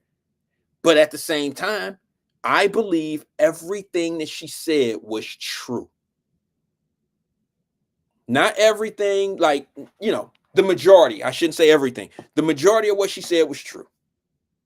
Our industry, the music industry, and the talent, and the way that they display, the women that get the most respect in the industry, in the entertainment industry, and I don't mean respect like in a good way, that are treated the best, are the ones that show the most.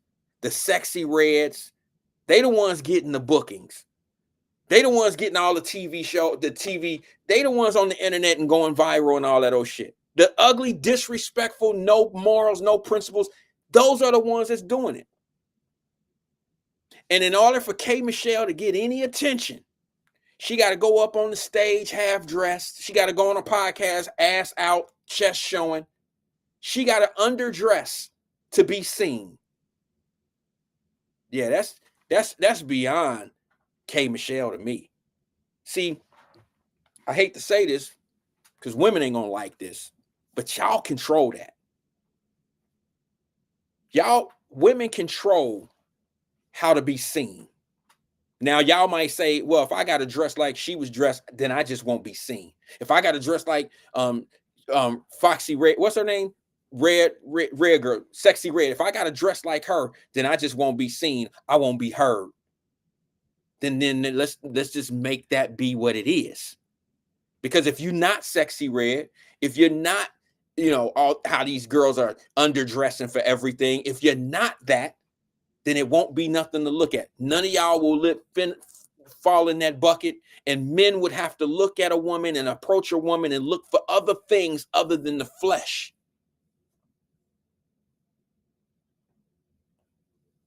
But if you keep putting flesh out there and giving men what they want, then men will never change. You got to understand the power. I ain't going to give it all the way out, guys. I'm not going to give it all the way out.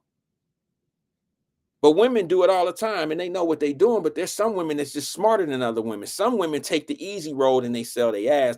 They sell what you can see and don't leave anything to the imagination because she know that she can sink him in with that.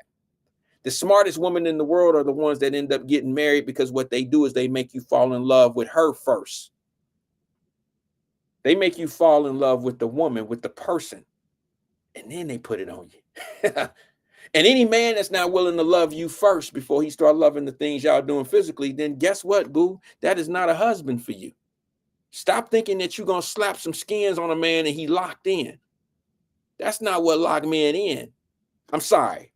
You can call them suckers. You can call them whatever. You can think you putting it on them. You can think all that little bullshit that you think you thinking. But that's not what lock men in. What lock men in is something different than what you thinking. And if you think that I don't know what I'm talking about, I ain't even got to look at my life. I pay attention to the ones that are failing at what they trying to succeed at. All you got to do is look at the failings, the things that are failing, the things that people are falling in line. Look, you know how they say you can learn a lot from failure. You usually learn more in failure. Yeah, look at how they're failing at trying to get men and get husbands. Look at where they're trying to find them. I feel sorry for these younger generations because they don't even ask for your phone number no more, do they, ladies? I don't know, y'all older, but these young girls, they don't have to don't nobody give cell phone numbers out anymore. What do? Let me get your IG. Let me get you know what that is? That is a visual phone index for these guys now. Let me get your IG. What? So now when they go to your IG, they ain't calling, they not getting your IG on the phone so they can talk to you. They getting the IG on the phone so they can look at you. They want to fall in love with you through the lust first. And ladies, it's like anything else. It's like anything else on this planet. The way you get them is the way you lose them. And if the way you going to get this man is to have him be, look, I guess you could say if he only going to be, if you only going to be appealing to him through his eyes, then that's the same way you're going to lose that man. I promise you. If the only thing that's keeping you with this man is beauty, you ain't going to have him forever. Sorry to tell you that. We'll finish the video tomorrow. I don't understand why people, I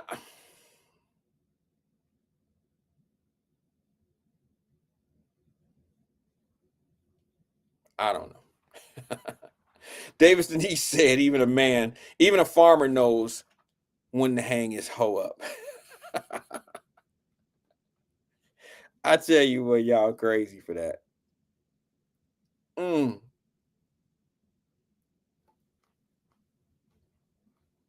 Some people think that this shit is like, I don't know. I don't know how to describe it. I'm lost for words. Let's try it again tomorrow. Same place, same time, 1 o'clock, right here on Wyatt Live, man. We'll pick this up tomorrow. I'll start out with this K. Michelle video if y'all with it. If not, then we'll talk about something else. Peace and love. Hey, it ain't always just about the money. Let me just say that. I seen somebody put it in there about the money. Whatever. All right. Peace and love to everybody, man. I'll see you guys right here tomorrow on Wyatt Live. Nothing but love. I'll holler at you.